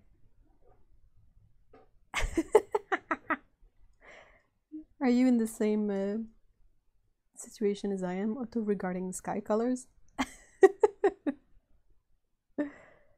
Like, I know the reddish blues are the warm ones, but they don't feel warm. I know, it's just weird.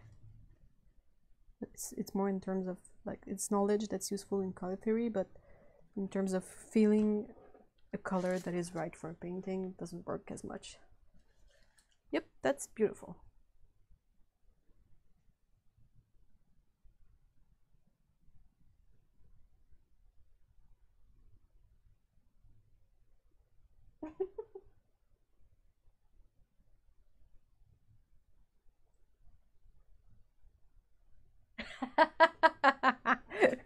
Heather, that's really funny.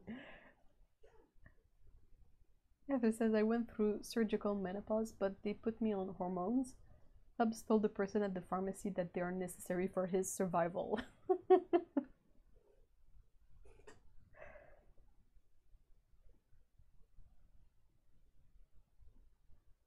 Yeah, exactly, Misha. That's exactly, like, it's a conscious decision in my brain to go, like, the warm color is the one that I don't feel warm.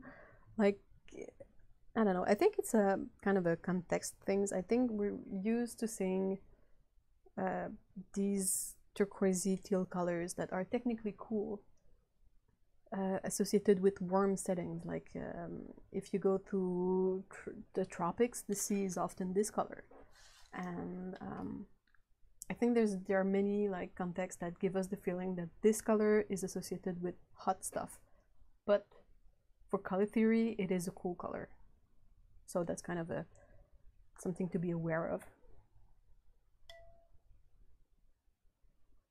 Which is why I really don't like ultramarine blue in skies. Unless you want to have, like, a kind of a cold, rainy / cloudy, weird day. I would use ultramarine for that, precisely because I don't want something that feels warm. Yeah, ultramarine blue looks like a cold wintry type sky. I agree. Cerulean looks like summer. Yeah. We should we should make it a super complicated t-shirt, like that basically says, like, yeah, I understand that warm blue is ultramarine blue, but it doesn't feel warm, so that's why I prefer to use another color for sky, and have this, like, be a super lengthy t-shirt, and on the back you just write #pigment_nerds or something like that.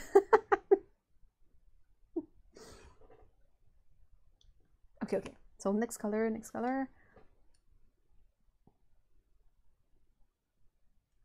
I feel like the lighthouse needs to have a red roof. I'm gonna try this permanent red deep for at least the roofs, because I feel like lighthouses must have red roofs. Roofs. Word. So this is kind of a big brush for what I want to do. I'm gonna keep this one for when I do the rocks and the sea, but I'm also gonna pick a smaller one, size 6.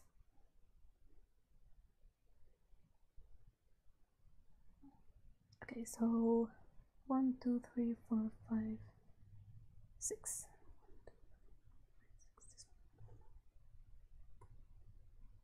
Oh wow, it like re-wets. I barely, like, rub this once or twice, and it's already super duper strong red. Hey, look, it's me doing the thing I always do. I'm painting something that is right next to an area I just wet. Because apparently I cannot learn from this mistake. Or I like to make my life super difficult by having to be careful. I always do this. Why, brain?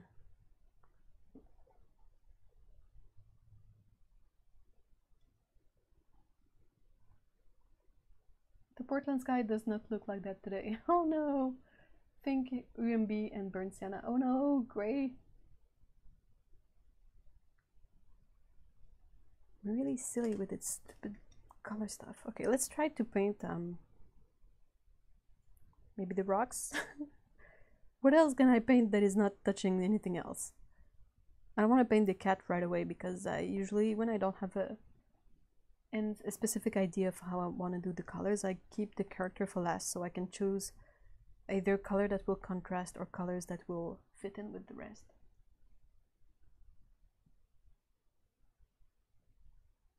Hey Alexandra, hi.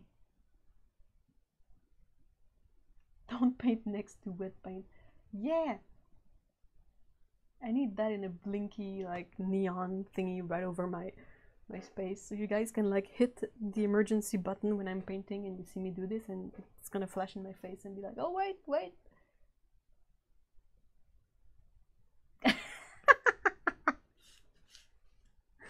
Although you should know that I'm terrible at this. I always do the thing. The bad thing. Okay, so see. We gotta try this beautiful UMB, but I also gotta stick it back on there.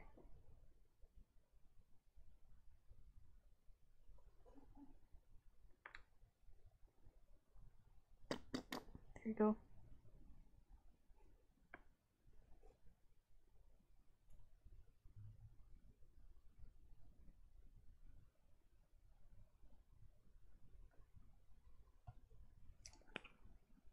So warm blues look cool and cool blues look warm. Alternate pigment universe. Yep. Yeah, exactly. It's just like, I think the temperature of color, that's why people get so their panties in such a big bunch over this, is that I think some people maybe forget or don't consider the fact that color theory and color perception, like the emotions you will attach to a color, are not the same thing.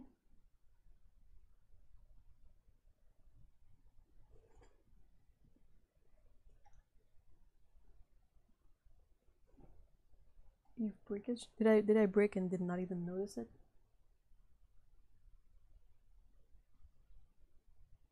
Hey, welcome back, Lena. I need to catch up on Jet. Jet.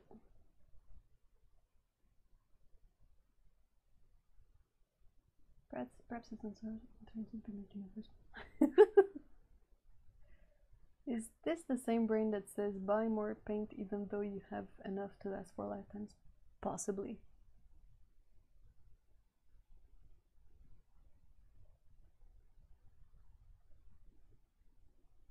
Oh, drama in the paint world. Which paint is crumbly?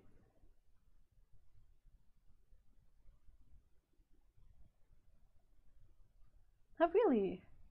April, that's interesting. I think there's a way you can always figure out a blue paint color, is you mix it with either a cool yellow or a cool red. Yeah. If it makes a super bright green, that means that it's a cool blue. And if you get a super bright purple, it means it's a warm blue, depending on the colors you mix it. Okay, so I'm semi-broken. Burnt sienna.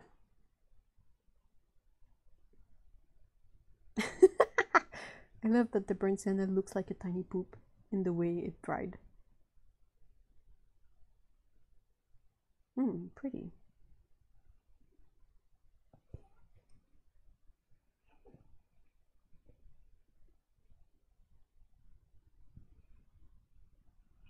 It's really gray.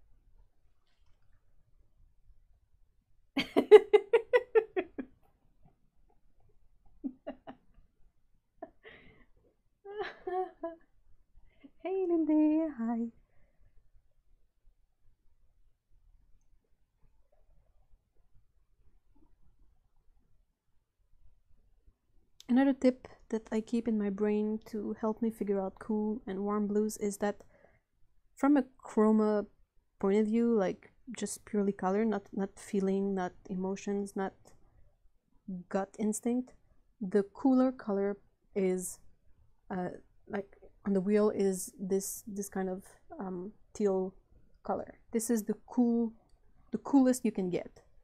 So from that, sometimes it helps me figure out if a color is warm or cool, because I just like I'm like, brain, what do I do? I'm confused, and brain goes like, yep, remember that the coolest color is this one. I'm like, oh yeah, that's true. Okay, fine. I'll figure it out. Thanks, brain.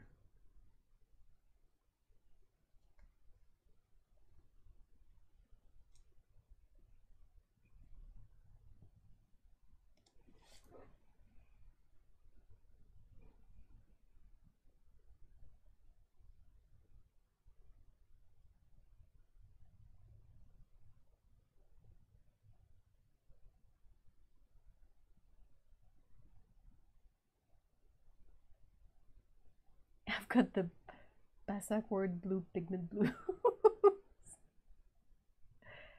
I did like the way Theo broke down the colors and put them in a two-net square, and the way, yeah.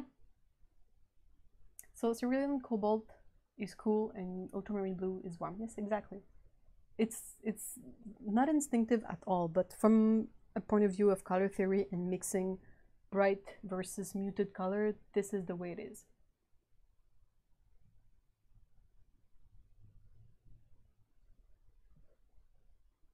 Yeah, the pinette square is a really good thing. I will paint one while this dries, because I don't want to mess up with the nice granulation that's going on in the sea. Yeah, that's the thing. Like, turquoise is the coolest color, but it doesn't feel like the coolest color, which is basically the rule of thumb, is that blue color, don't go with your feeling, go with the science. So let's make a mess and use this sheet. So you've got your colors, and you've got, let's say we take a split primary. So you've got a yellow that's a bit red, and a yellow that's a bit blue. You've got a red that's a bit blue, and a red that's a bit yellow. And you got a blue that's a bit red, and a blue that's a bit yellow. Okay, so basically when you mix it up, if you see the colors like this, if you mix what is technically a warm yellow, let's say you mix the warm yellow and you mix it with let's say we mix it with this cool red, just for the sake of example. So if you sort of compile this, what you end up with is a yellow, a red, tiny red, and a tiny blue. So basically yellow and red, they will make you orange, but the blue here is going to be the complement color of this color, so it's going to mute down your color. If you take the same warm yellow, and this time let's have it with an orangey red. Okay, so a warm red. When you add this up, you have again big yellow, big red, but then you have small red and small yellow, so you don't introduce any of the complementary color in this mix, so it's going to be bright and vivid. It's not going to have anything that can mute it down. So when we get to the blue colors, that's when it gets sort of weird, because the blue that has a bit of red, it's like an ultramarine, it's going to work better with the red that has a bit of blue in it, because it doesn't introduce any of the complementary color in there. You still, all you get is blue and red and blue and red, so it's going to make purple.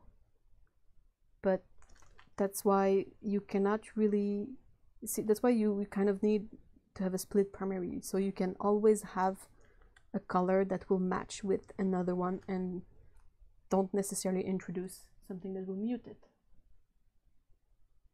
Not science, just a convention. I am sorry, Paulo, this is not science. Fine. Fine. I don't know, that's just a, you know, when you're unsure, you can always kind of follow the maths of it, I guess. I don't know if that's genuine maths, but There's a plus sign, so bite me. I don't know if that helped or confused or made a mess or anything, but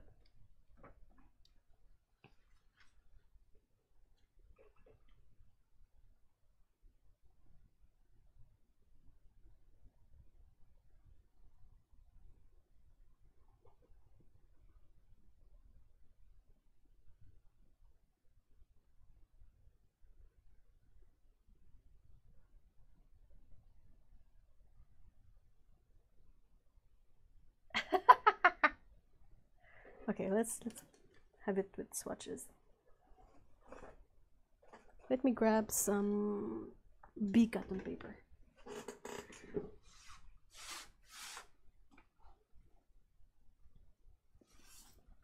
Okay, cotton paper. It's kind of difficult for me to make that on the spot because I don't want to, like, this is also something that requires me to really think about to figure out, because it's not, I'm not a very math person.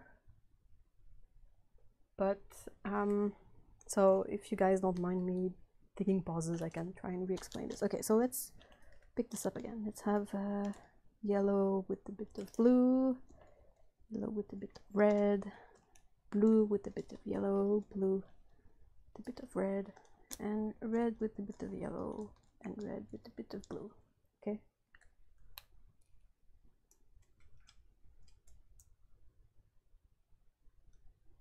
Hey Avery, hi.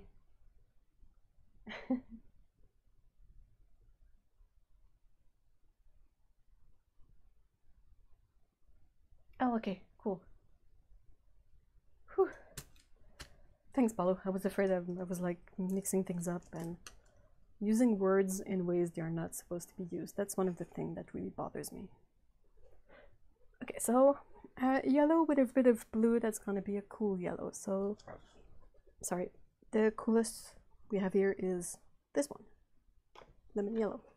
It's kind of great to be using these paints for this too, because they are single pigments, and I know a lot of people get hung up on single versus multiple pigments.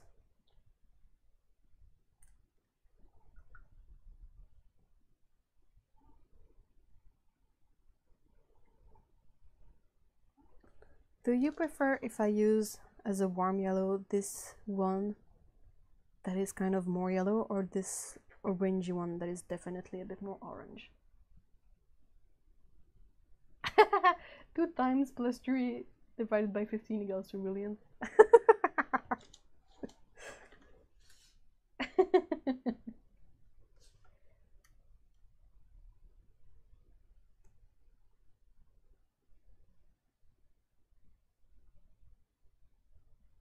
Yeah, I'm sorry. I made a video about color mixing, and I in the past, and I used my phone for filming because my phone has a much better color balance than this camera. So I don't know if it's worth doing the swatches really, because the colors are not going to show that awesome.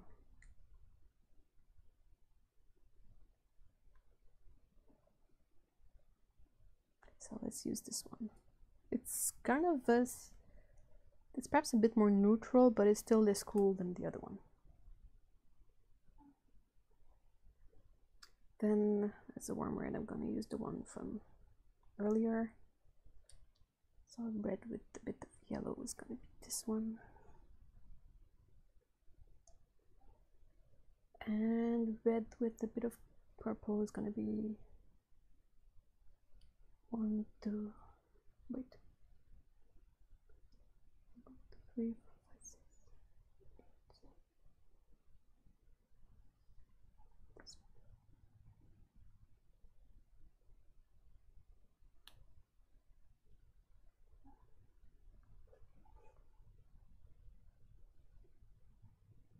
one. I film videos on my phone when I do videos for the channel, but when I do live streams, I gotta use my webcam because that's a bit easier to set up.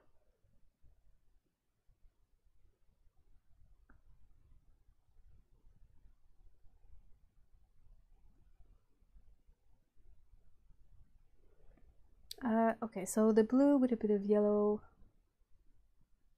I'm gonna be using the one they call cerulean blue, but that's phthalo blue, yellow shade or green shade.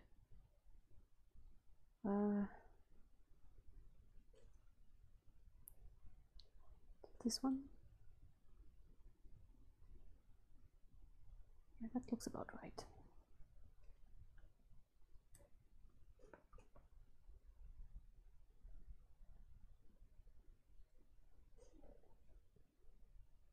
And I will use ultramarine blue as the warm one.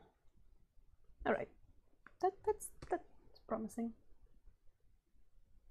The webcam is kind of an older model. It's a Logitech C 600 something.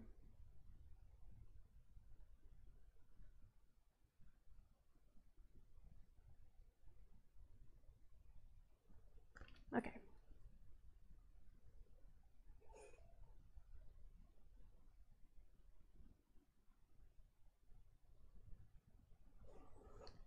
Okay, so from here, how do I proceed from this? So, okay, like I was saying, when you mix any of these colors, you basically add up the components of the colors. And depending on the bunch of components you end up with, it will help you figure out why a color is muted or why a color is vibrant. You can still use this for other colors as well. Like say you were using a green, you could also figure out this formula using other colors too, but it's perhaps easier to... Oh, bye Zoe, thank you so much for stopping by. It's maybe easier to figure out by using the primary colors. But basically when you mix colors, you want to limit, depends, if you want a vibrant color, you want to limit the number of colors in your formula. So if I want a super vibrant green, I know I need a blue, and we know that green is technically blue and yellow mixed together. So I want to combine the blue and yellow that will be only about blue and yellow. So I will use the cool yellow because it's yellow and blue already. Like it's there is no blue in the yellow, but it's definitely a cooler color. And you can reverse this too if you don't understand why this blue is why this yellow is a cool yellow. You can just mix it with the two blues here, and depending on the result, it will help you figure out which it is. But okay, so basically you want to mix in with the blue to create a green, but if you mix it with the warm blue, you're going to introduce red into your thing, and the red as the opposite color of the green is going to make it more muted. If you use the blue that is more yellow, you bring in more yellow into your mix, so you're going to keep it a vibrant green. I don't know if that makes sense.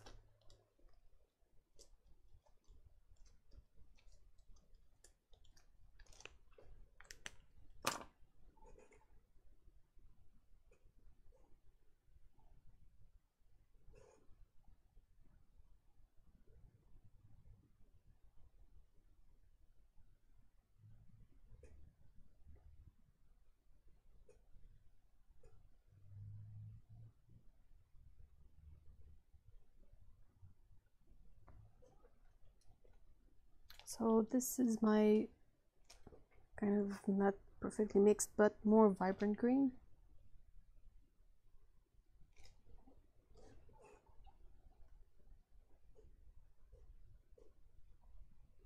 I always have this sort of fear that I'm gonna demo this live and it's not gonna turn up like I expect, and I'm gonna be like, okay, so this is not working, I don't know why. If that happens, we're just gonna go back to the painting and I'm gonna pretend like nothing happened.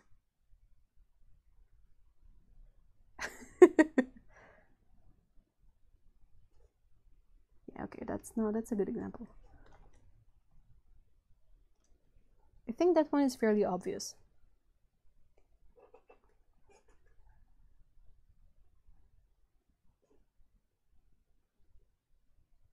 Oh yeah, I think Otto has it nicely put together. Otto says, I think an easier way might be to look at it as you don't want all three, red, yellow, and blue, showing up in your equation. Because we all know having all red, yellow, and blue will make black muted colors. So if you avoid getting all three, red, yellow, and blue, you get nice bright color mixes. Yep, exactly. So that's just an example, but you can see how this green is nice and vibrant and this one is more muted. And I'm not saying one is better than the other, but it's all a matter of intent. If you need a super bright, lovely green that's super vibrant for a drawing, well, you know how to get it. And if you need a more muted color, then you know how to get it as well. And it's going to work for all the mixes in there. And at some point, if you want to mix other colors, you can sort of always perhaps bring this to a formula. I haven't tested this, but it's something I wonder, like if you say you want to mix a green with something else, well, it's kind of the same. If you start from a green and you want, like if you mix a green with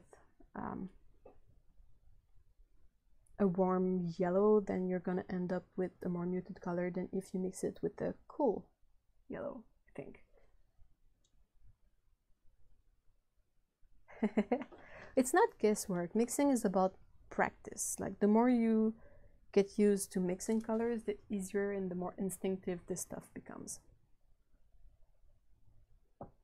So that's why it's a good idea to have like a split primary, because you can always have all these colors.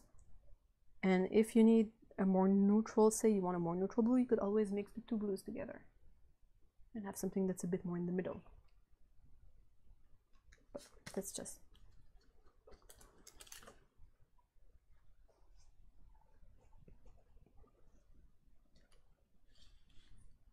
Let's get back to this one. I'm gonna reuse my green mixes.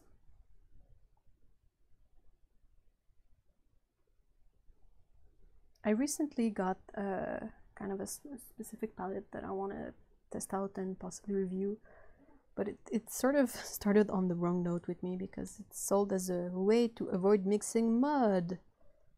And if you guys know me a bit, you know that calling a muted color mud is really something that makes me angry, because I'm like, it's not mud. Mud is just brown. Mixing mud is sort of meaningless, and I always feel like it takes away your sort of your, I don't want to say power, but it's a bit like, I'm just going to say power, but know that it's not the word I'm looking for. But it takes away your power to control your own mixes. Like mud doesn't happen on its own. Mud is just a result of the colors you mixed. So if you understand how colors mix, mud is not really a thing. It's just a bad mix.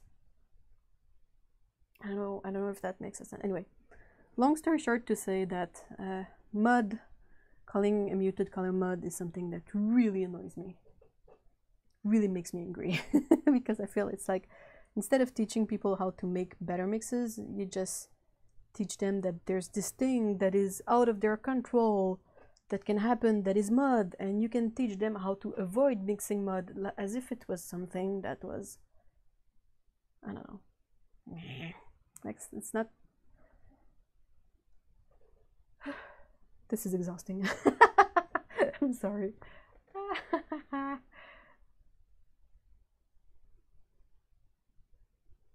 Yeah, the granulation here is really fun. It's fun to be mixing like ultramarine blue and cobalt green into this mixture, because it creates a really, really alive color. Yellow ochre is real mud. Exactly.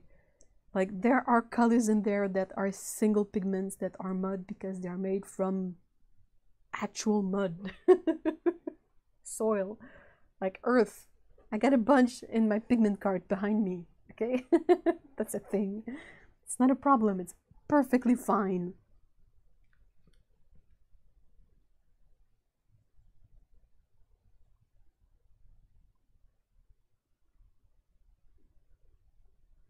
It's another thing that kind of annoys me. And I'm not the only one, I know, but I don't feel prepared to make this into a video yet. But this notion that colors with multiple pigments in them are a bad thing. It's really, I don't think it's important at all. But that's for another fight. Another battle.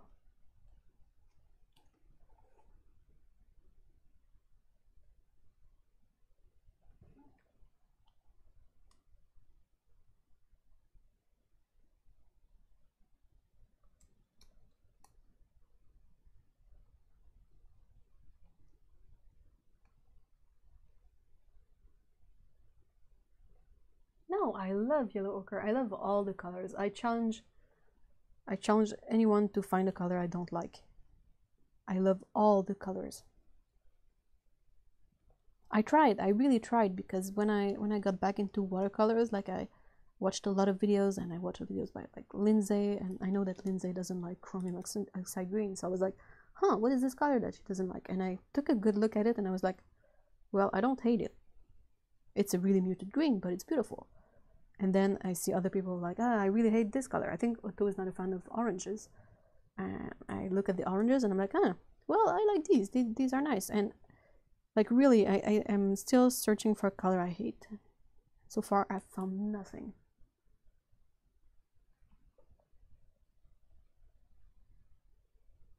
I never got that mud thing, because you sometimes just need muted colors, because otherwise you can only paint in neon. Yeah. I mean, look outside. Oops, that's another very me thing to do. But if you look outside, like on a rainy day, nothing is going to be super bright colors. And more often than not, paintings that have a limited palette are more cohesive. So there's really nothing wrong with muted colors. Unless you want to paint Lisa Frank art.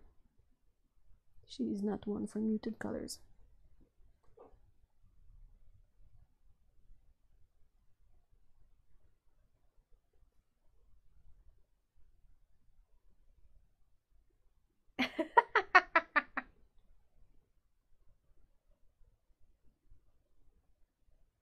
I'm glad you guys agree with me.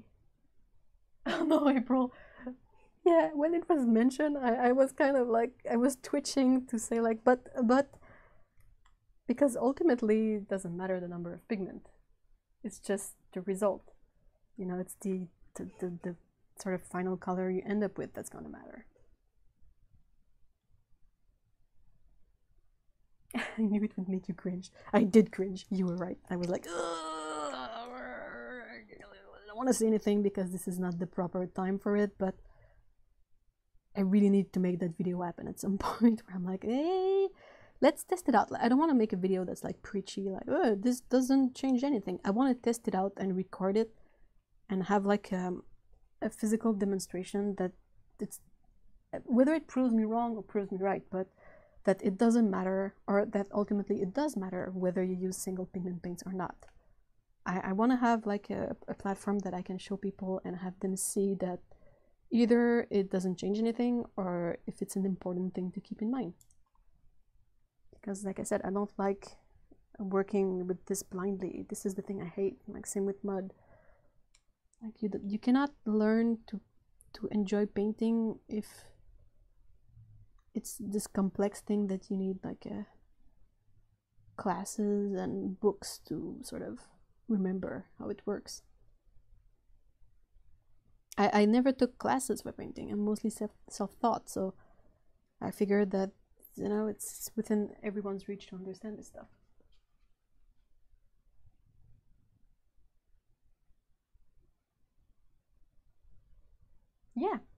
Yeah, that's perfect. Like the sea is not perfectly dry yet, but it's dry enough that I can paint next to it, and it's gonna be fine. And I'm noticing that I might end up with the cauliflower effect here, but I think it's gonna look awesome on rock, which is this thing. So I'm really not bothered by that.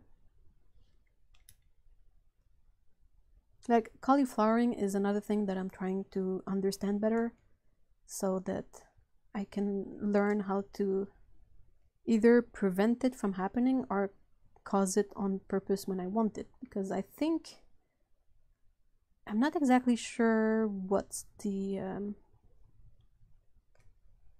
factors that will cause cauliflowering or not, you know. Is it as much the paper? Is it just the type of brush? Is it the pigment? Is it how wet everything is? I'm still not really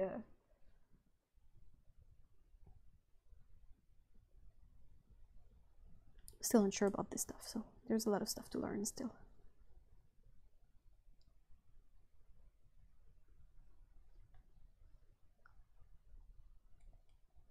So far, I gotta say, since this is supposed to be about me testing these colors, they are really fun to use. Like they come out strong, they are not washed out, they are easy to re-wet, they are beautiful. Like the pigments you expect to granulate, they granulate nicely. Those you expect don't granulate, so far they don't. Like the red is not a granulating color. You can see that I'm creating like a variation on the go and I have no issues. But I think I have no issues. Seems to be working well, as far as I can tell.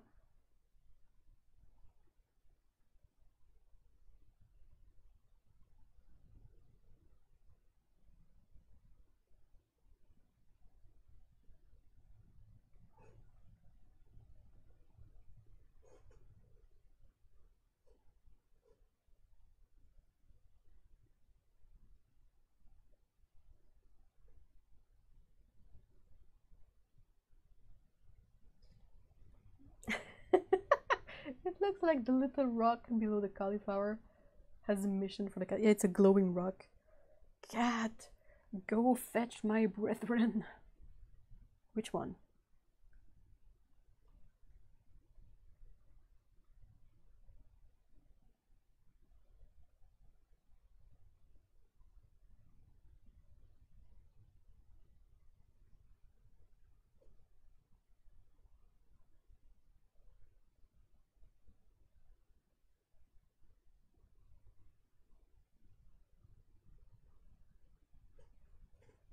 I'm reading on what the chat has to say about cauliflowering.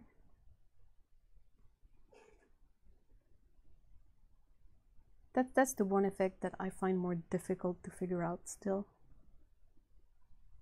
But that's because I don't paint nearly enough to, you know, I would have to paint pages and pages and pages of different washes and different effects and see what does cauliflower, what doesn't. Make it into a big thing, and I haven't done that yet. I've been too busy painting cats.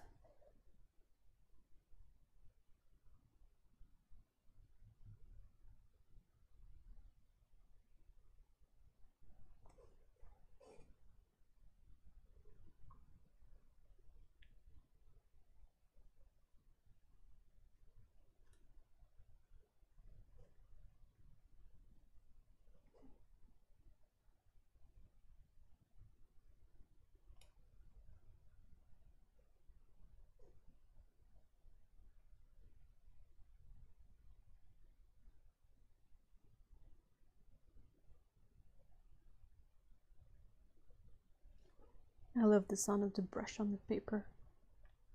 It's a really great sound.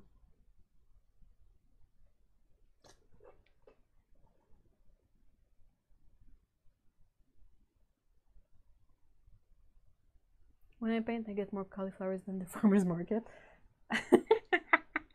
Well, cauliflowers are pretty awesome when you cook them in the oven, so.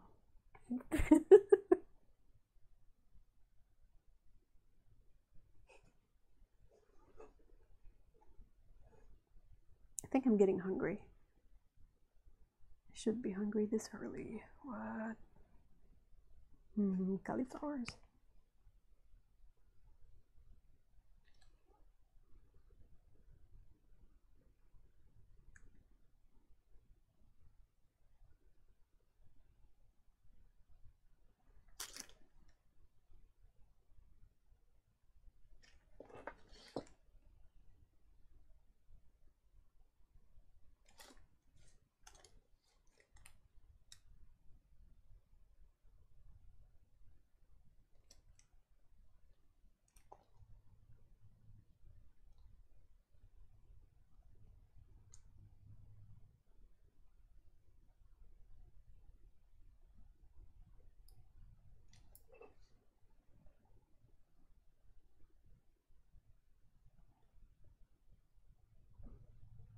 Heather says, I think timing also plays a role and varies from pigment to pigment. I would guess the ones that settle quickly would react differently than the ones which are lighter. That's a good thing to keep in mind.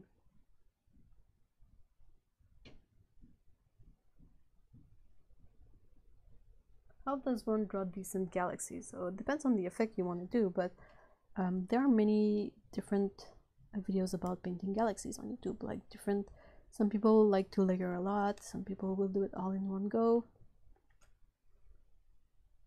So it's really a question of which kind of result did you want to make. And I've been told that what all of us refer to as painting galaxies is actually more like painting nebulas.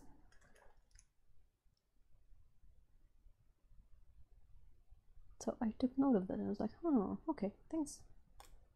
Person that is a lot into astronomy.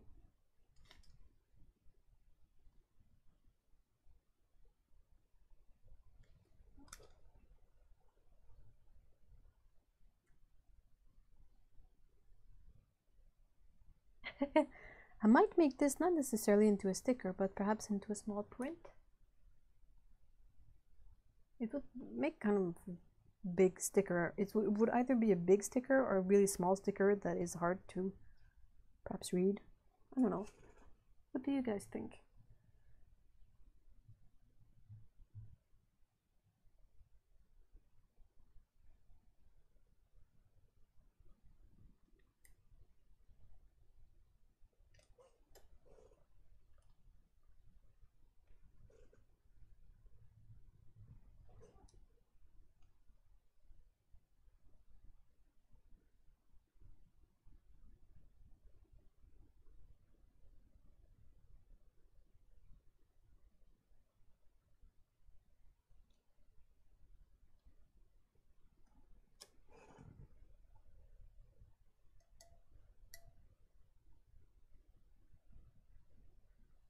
Postcard. Print.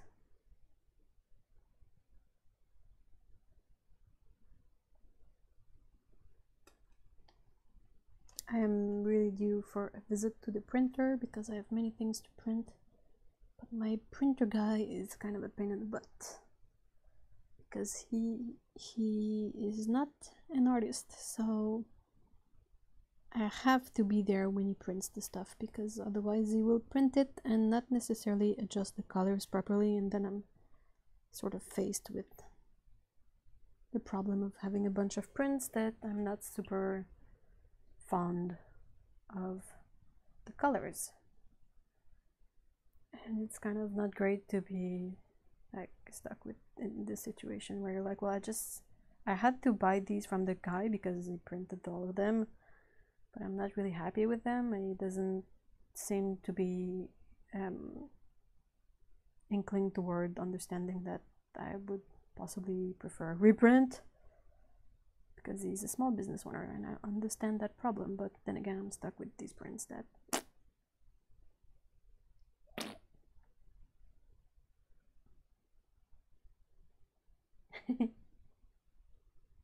cauliflower is good with curry seasoning. It's good with salt and pepper as well.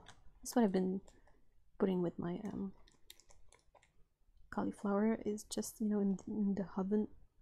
I keep saying that, but in the oven with a bit of salt and pepper and oil, and it's really delicious.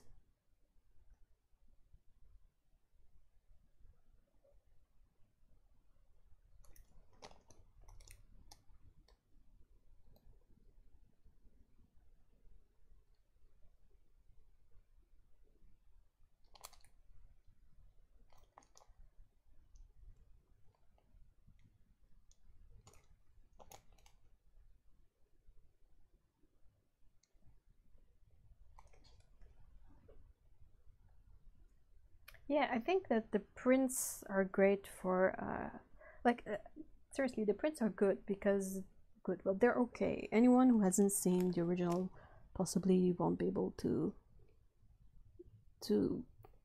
see the difference, and it will just look like a regular print. But for me, it's kind of a puts me in a weird situation because I painted these things and I chose the colors I used on the prints and on the paintings, and then when I see the prints and it's not as much the same color, it sort of short circuits my brain and breaks me a bit, and I'm like, I don't know how to react. So basically, I try to be there when he prints the stuff. I usually send the images in, and I say nothing else and say, hey, I'm gonna, you know, come over the store for printing. And I don't give him like any of the sizes or anything, so he cannot possibly print them without me. But yeah, sometimes like the shop has a line of 5 people waiting to get stuff printed, so I'm like, I don't want to spend an hour here just waiting for stuff to print. Boom. The goal is to one day have my own printer, but there are still issues with that. Like a lot of the printers people use for home printing, like printing stuff, they're often inkjet, and I kind of worry that like this is perhaps not the most efficient way to have these, because inkjet like will react to water, and I like that when I print them at the shop with the guy, it's laser, so it's a bit more travel friendly, you know, if I put them in the post. Then again, I know that many artists self-print their stuff and it's all inkjet, and I've never seen anyone complain about it. So, and again, I don't have the space for a $400 printer that takes as much room as my table, so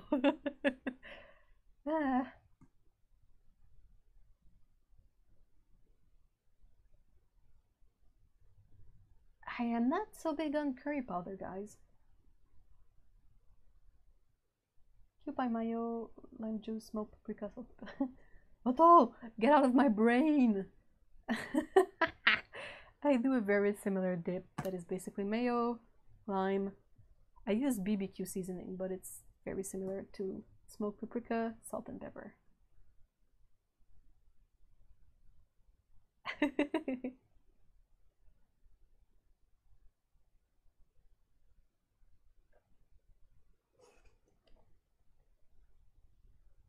By mayo is hard to find, sadly, and when I can find it, it's like $10 per bottle, which is a bit expensive. Though I really like Hellmann's vegan mayo, I must say.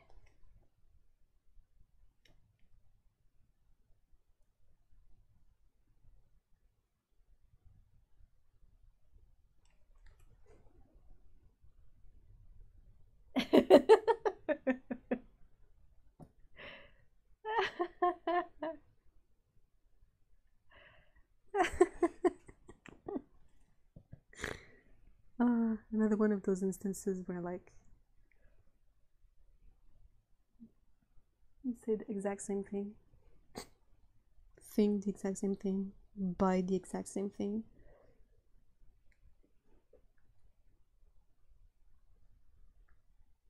Yeah, I put BBQ chili sauce in cheese. Yummy. See, I bought this BBQ powdered seasoning, and I really like it. It's nice when you say you want to make fries and you want them to have a little something else. You can just sprinkle a bit of that on them.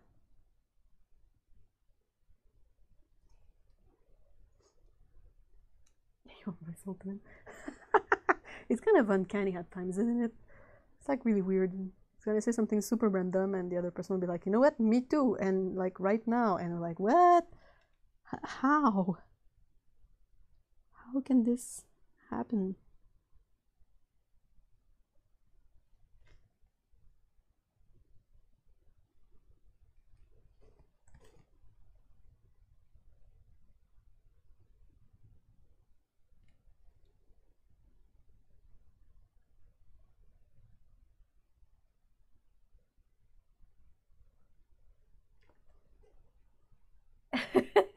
Oh, I love you too, Otto.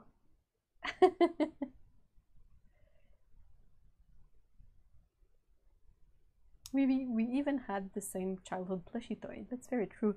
Though mine had kind of a happier ending than yours did, which still breaks my heart to think of.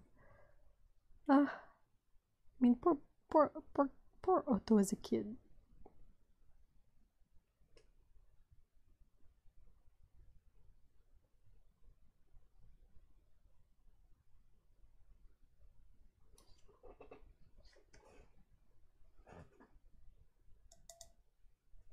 Oh no, Paulo, you can always go full-blown chemist on us.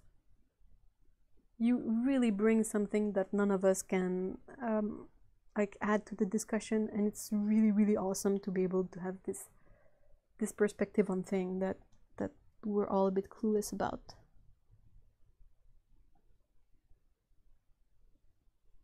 You know, it's about understanding one's tool, and one big part of painting is like the chemistry of the pigment and the binder and stuff, and it's not something that a lot of us can understand well due to well, being artists, you know, and not also artist scientists, just artist.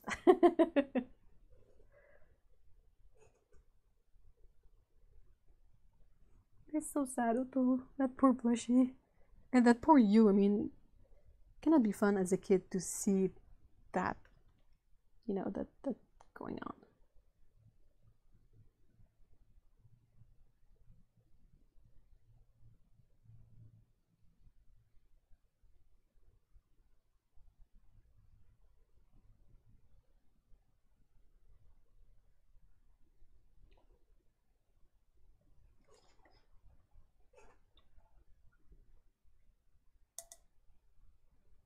People say there isn't science involved in art.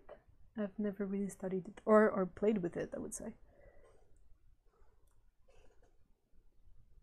It's kind of like all these, the history of certain pigments, or I mean, most of the pigments we use, the one that comes to mind is not the one I want to talk about because it's not a really great story, but you know, the origin of many pigment is a like chemical reaction somewhere that ended up making something that wasn't expected, but that turned out to be a super nice color.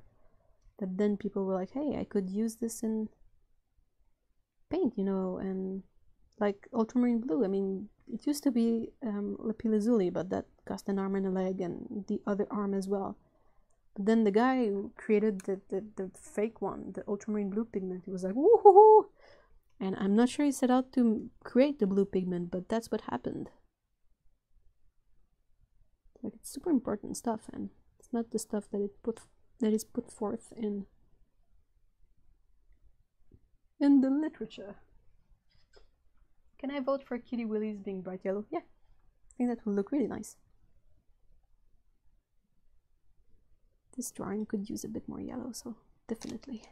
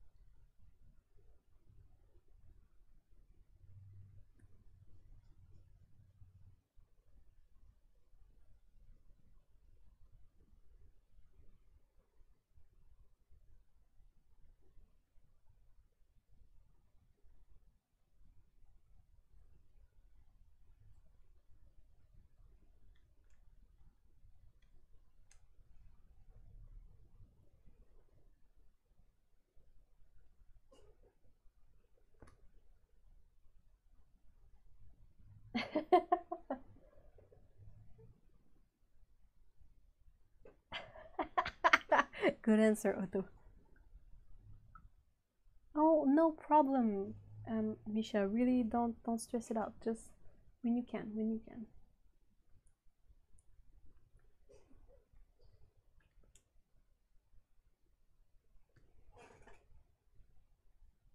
I'm gonna get to the kitty quite soon, I think. Just want to touch up something about the trees, and then it's gonna be kitty time.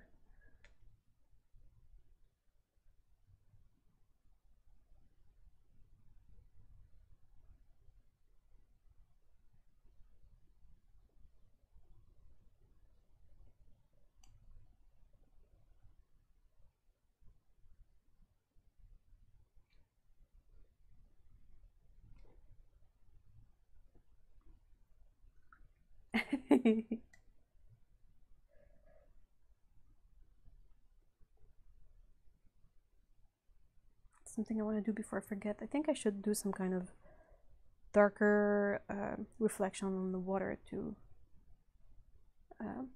create like the depth. Because this is currently really flat water. It could be, you know, it could be soil and wouldn't be any different.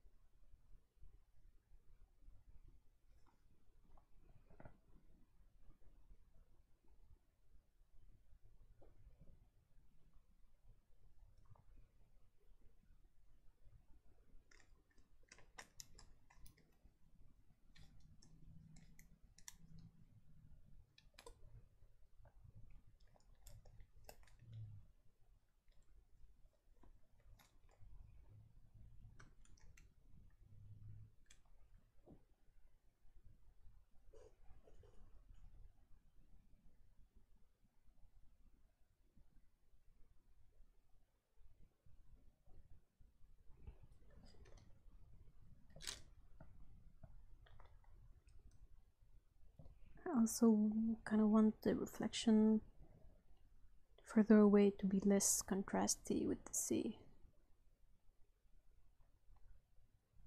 I kind of feel awkward about giving kind of a insight into my reasoning when I paint, because sometimes I'm like making this up as I go along and I'm working on instinct, but I got no conviction that my instinct is good, and I don't want to like induce people in error if they were to follow what I'm saying, you know.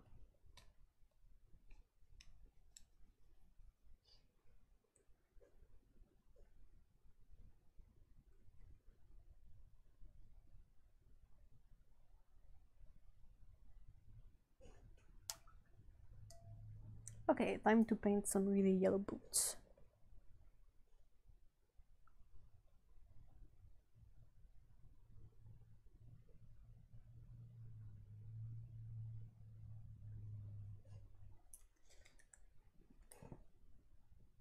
Since my drawing is kind of muted a bit, I'm gonna paint these yellow, but it's gonna be slightly muted yellow because I feel it's gonna perhaps blend in better with the rest of the scene.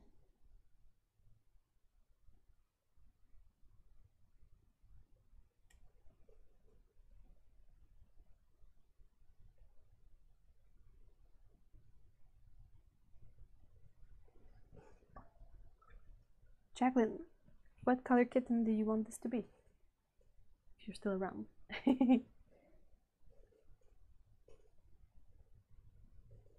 Yeah, this paint is pretty awesome, I gotta say. It's a really nice surprise.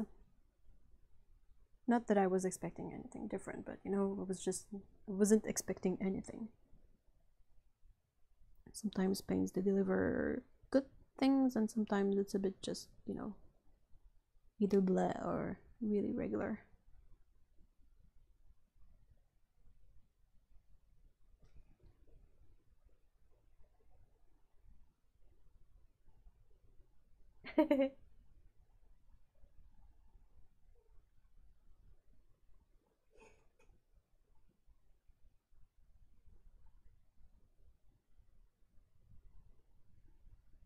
Kitty's gonna need some kind of denim pants.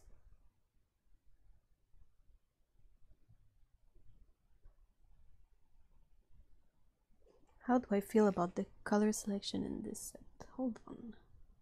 I will check this out. Put some black in the kitty. So make this a black cat, or to have him wear some black? I think the color selection is really awesome. You got some yellows. They're one of the colors that has the least choice of all the paints I've seen. Like yellow, it's really straightforward. You got your cool yellow, warm yellow, and then you got like earthy yellows, like yellow ochre and queen gold, and that's it. It's not as you know, as extensive as the reds can be or the blues can be. So I think that as far as yellow goes, this is awesome, and I love that there's a yellow orange in there. I love this orange. This one is kind of a bit softer. The reds are really pretty. I love me some good purples. The blues, they have cobalt blue and ultramarine, and then the two phthalo, which is perfect. This beautiful teal color, the cool and a warm green, perfect. Cobalt green, also perfect. Green gold, I love green gold. And these earthy colors are awesome. Van Dyke brown is one of my favorite color, and this hue is beautiful. Red brown is also a lovely color, and it's there. So as far as I can tell from my tastes, this is a really, really nice palette. And it basically has, I'm trying to think, is there a color? It doesn't have opera rose, but that's the only thing. It's got a magenta, it's got a more like purpley one and a red one. It's got a kind of cool yellow, neutral yellow, and it's got the blue. So you could work with only these three colors, but I'm always excited when a palette has a magenta, because that's one of the colors you cannot mix. And a lot of palettes, like beginning palettes, they never include a magenta. And it's the one color you absolutely cannot mix.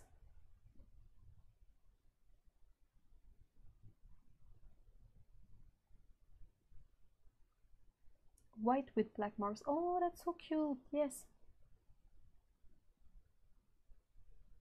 Oh my god, so many cats.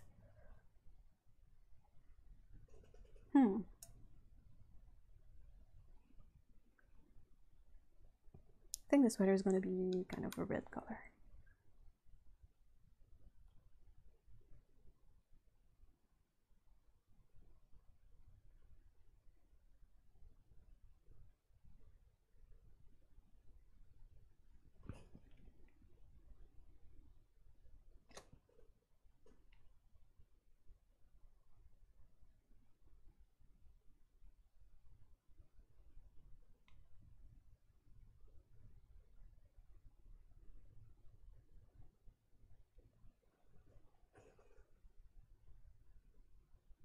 That is what my cat color. So you got a black cat and a white and black one. Is that it, Jacqueline?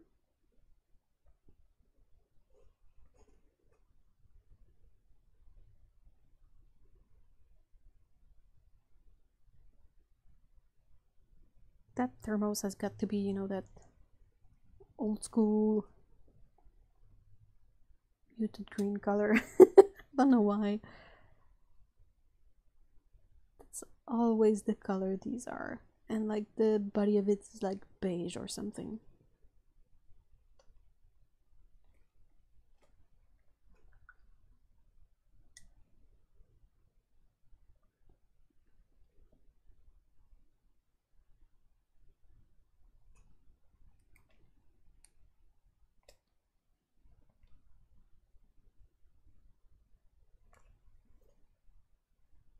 They are both white with black marks on their face and a black tail. Let's try that. It's gonna be interesting because this set doesn't have any black in it, so we will mix our own. For that, I want to try ultramarine blue and Van Dyke brown.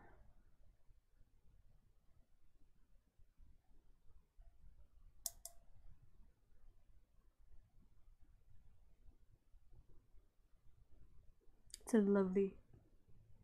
Funnily enough, the burnt sienna is a red pigment, but the Van Dyke brown is good old PBR7. So this should work out quite well. Oops. Hey, bye Avery. There isn't enough cat in the painting. We need another painting with a higher percentage. Yeah, that's a tiny bit blue. I know it's gray, but I don't like to paint full black on. unless it's like in the middle of the night and everything is pitch black.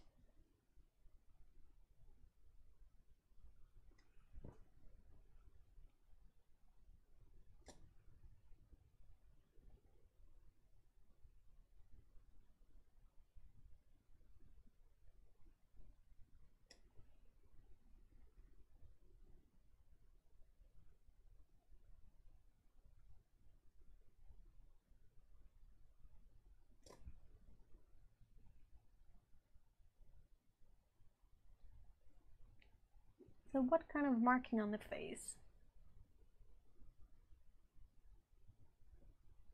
Is it like the ears, like, you know, the reverse V in the face?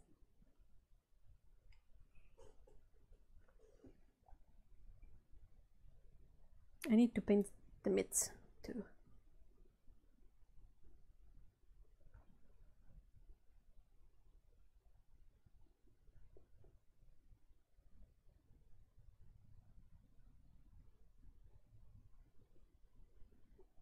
Oh, that's such a pretty color.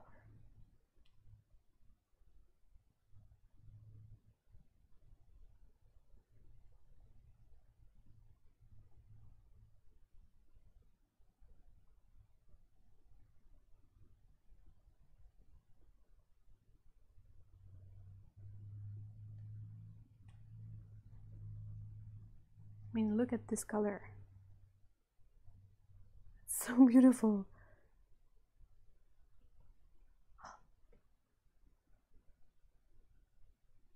Well, the mitts are actually like mittens, like not paws, just mittens, because it's cold out. You know, I think they're a bit too strong for the rest of the painting, but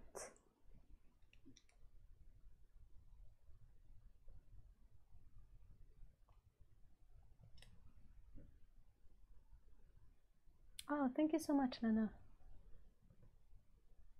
Like an angle from the middle of the head across the nose.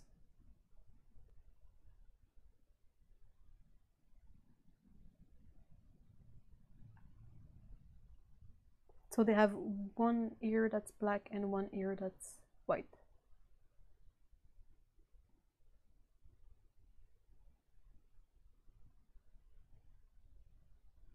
Also eye color. Eye color.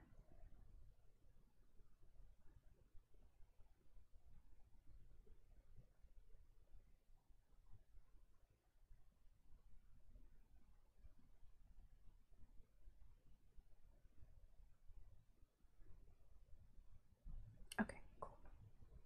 So Jack's on the right and he's on the left.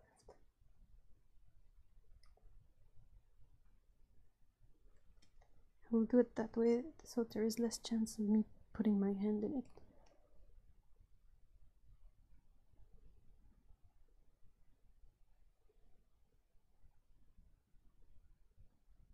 Here, it's gonna be a bit like simplified, but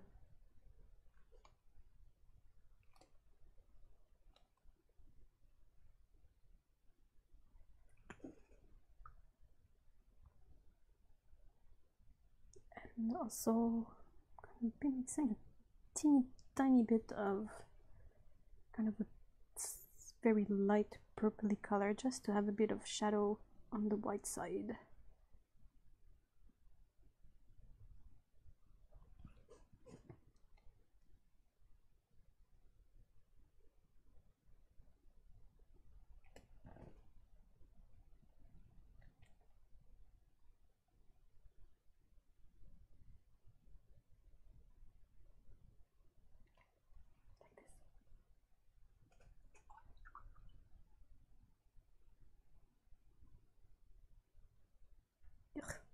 My rag is so wet.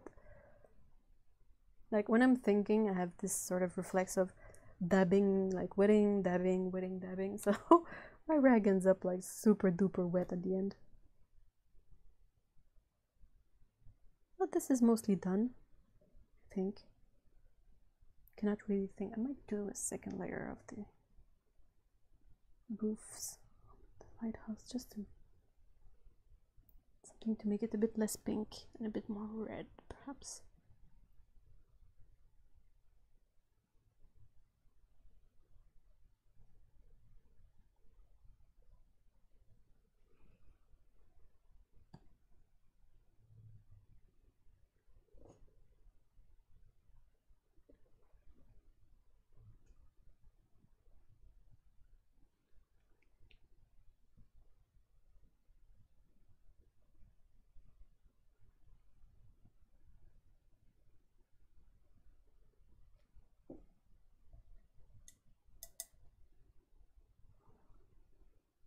been mixing a bit of black with ultramarine to get a winter night sky color and used black in little abstract paintings. I'm not convinced black is bad in watercolor. It's not that it's bad in watercolor, but anyway, I cannot speak for everyone. I know that my stance on it is that I don't like it in a palette because it can be seen as a shortcut. And in my opinion, in most of the cases, when you add black to a color, it sort of makes the colors flat and dead. Not all the time, but often enough that it bothers me. So when I paint, I try not to use it too much because I don't want to have this kind of flatness going on.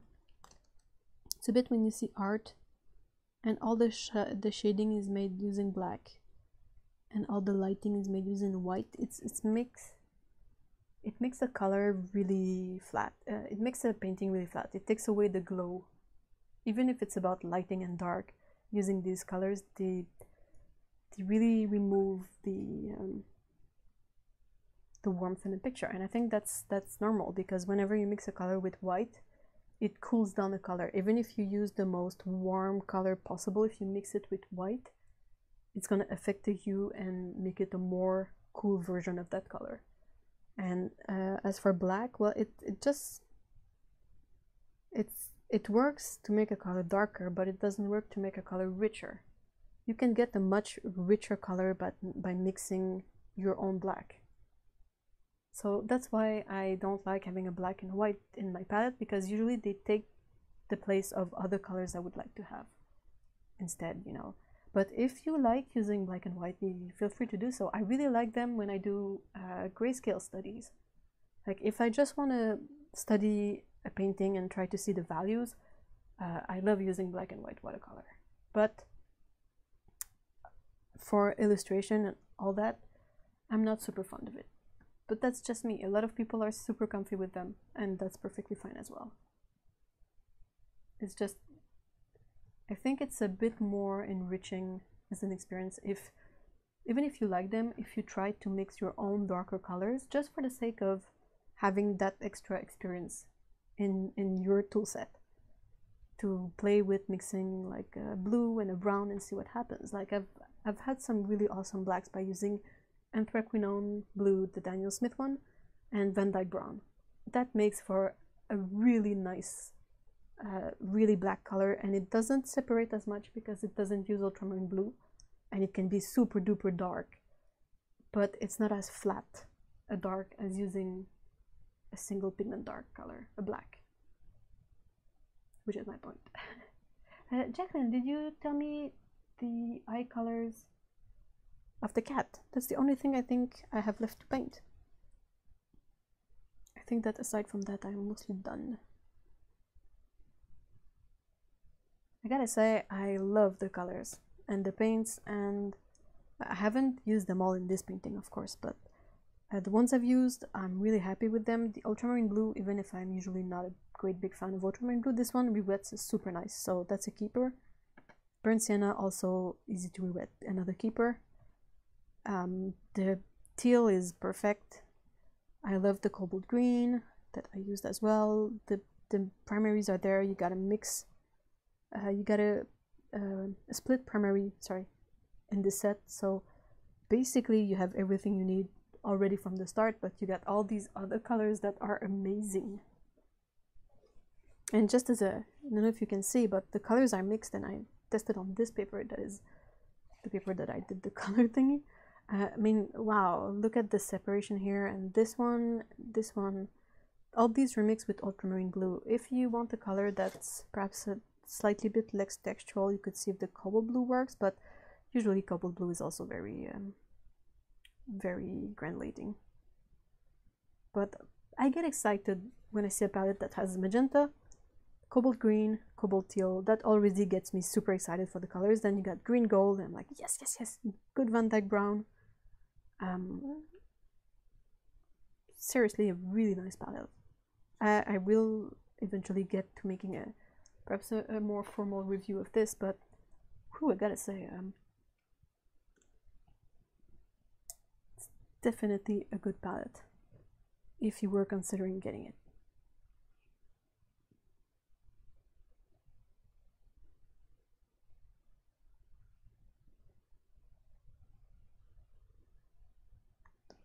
eyes.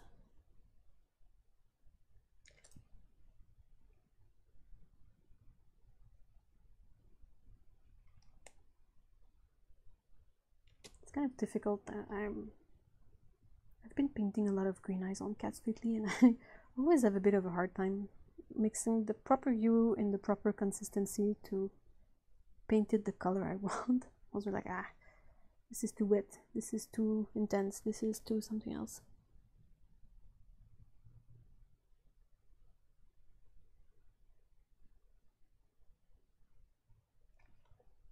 Yeah. Sometimes I just want to have a black background, so I use black for that, yeah.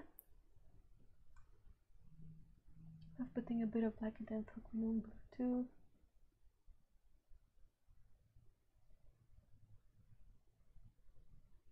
Yeah, so basically the thing with black and white and watercolor is really depends on your usage of it.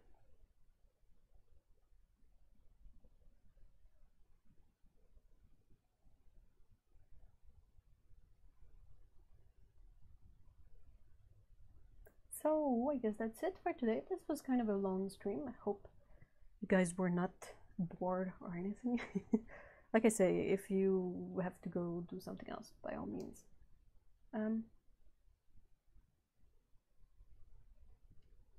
But yeah, thank you so much, Jacqueline, for sending this awesome box. I am still so impressed by the cards you sent me. I don't know if you have a blog. Do you have some kind of website that you want to share that has your creations on them on it? Because by all means, feel free to do so, or send it to Otto, and Otto will link it. So again, thank you so much for this awesome package. I'm really excited to play with these paints more. And the paper, this is the paper you sent. Like seriously, Arches paper is the excellent paper.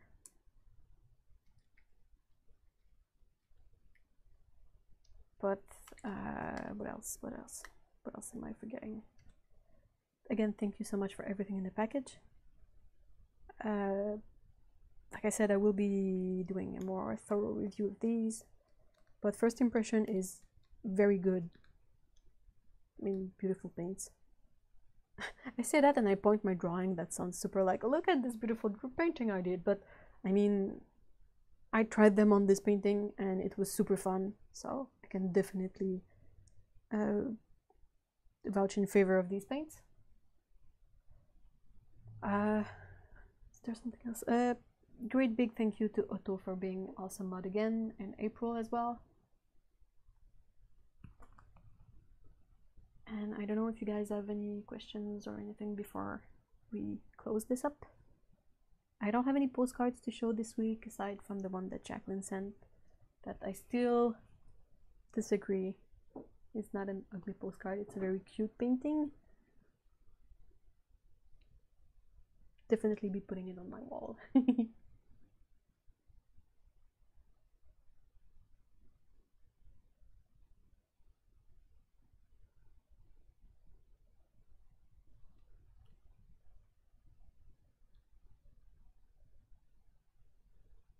So yeah, that sounds like it. That's it for me today. I will see about making this perhaps a small print or something. But yeah, aside from that, still kind of busy. It's kind of funny because if you look at this one, it just caught my eyes, but this guy is definitely more of an ultramarine blue color. Like you can tell that it's definitely towards the pink and the purple. That reminds me when I used to work in a photo developing store, and we had to adjust the pictures. Alright, so great big thank you everyone, especially Pew Pew Pew Jacqueline and Pew Pew Pew Otto for today, also April, and everyone who came and stayed for this super long stream, and also Peko for being Peko earlier. So I hope you guys have a really nice weekend, and we'll definitely see each other quite soon this week, and if not, next Saturday for more painting and cats and painting of cats. So I don't think I've forgotten anything.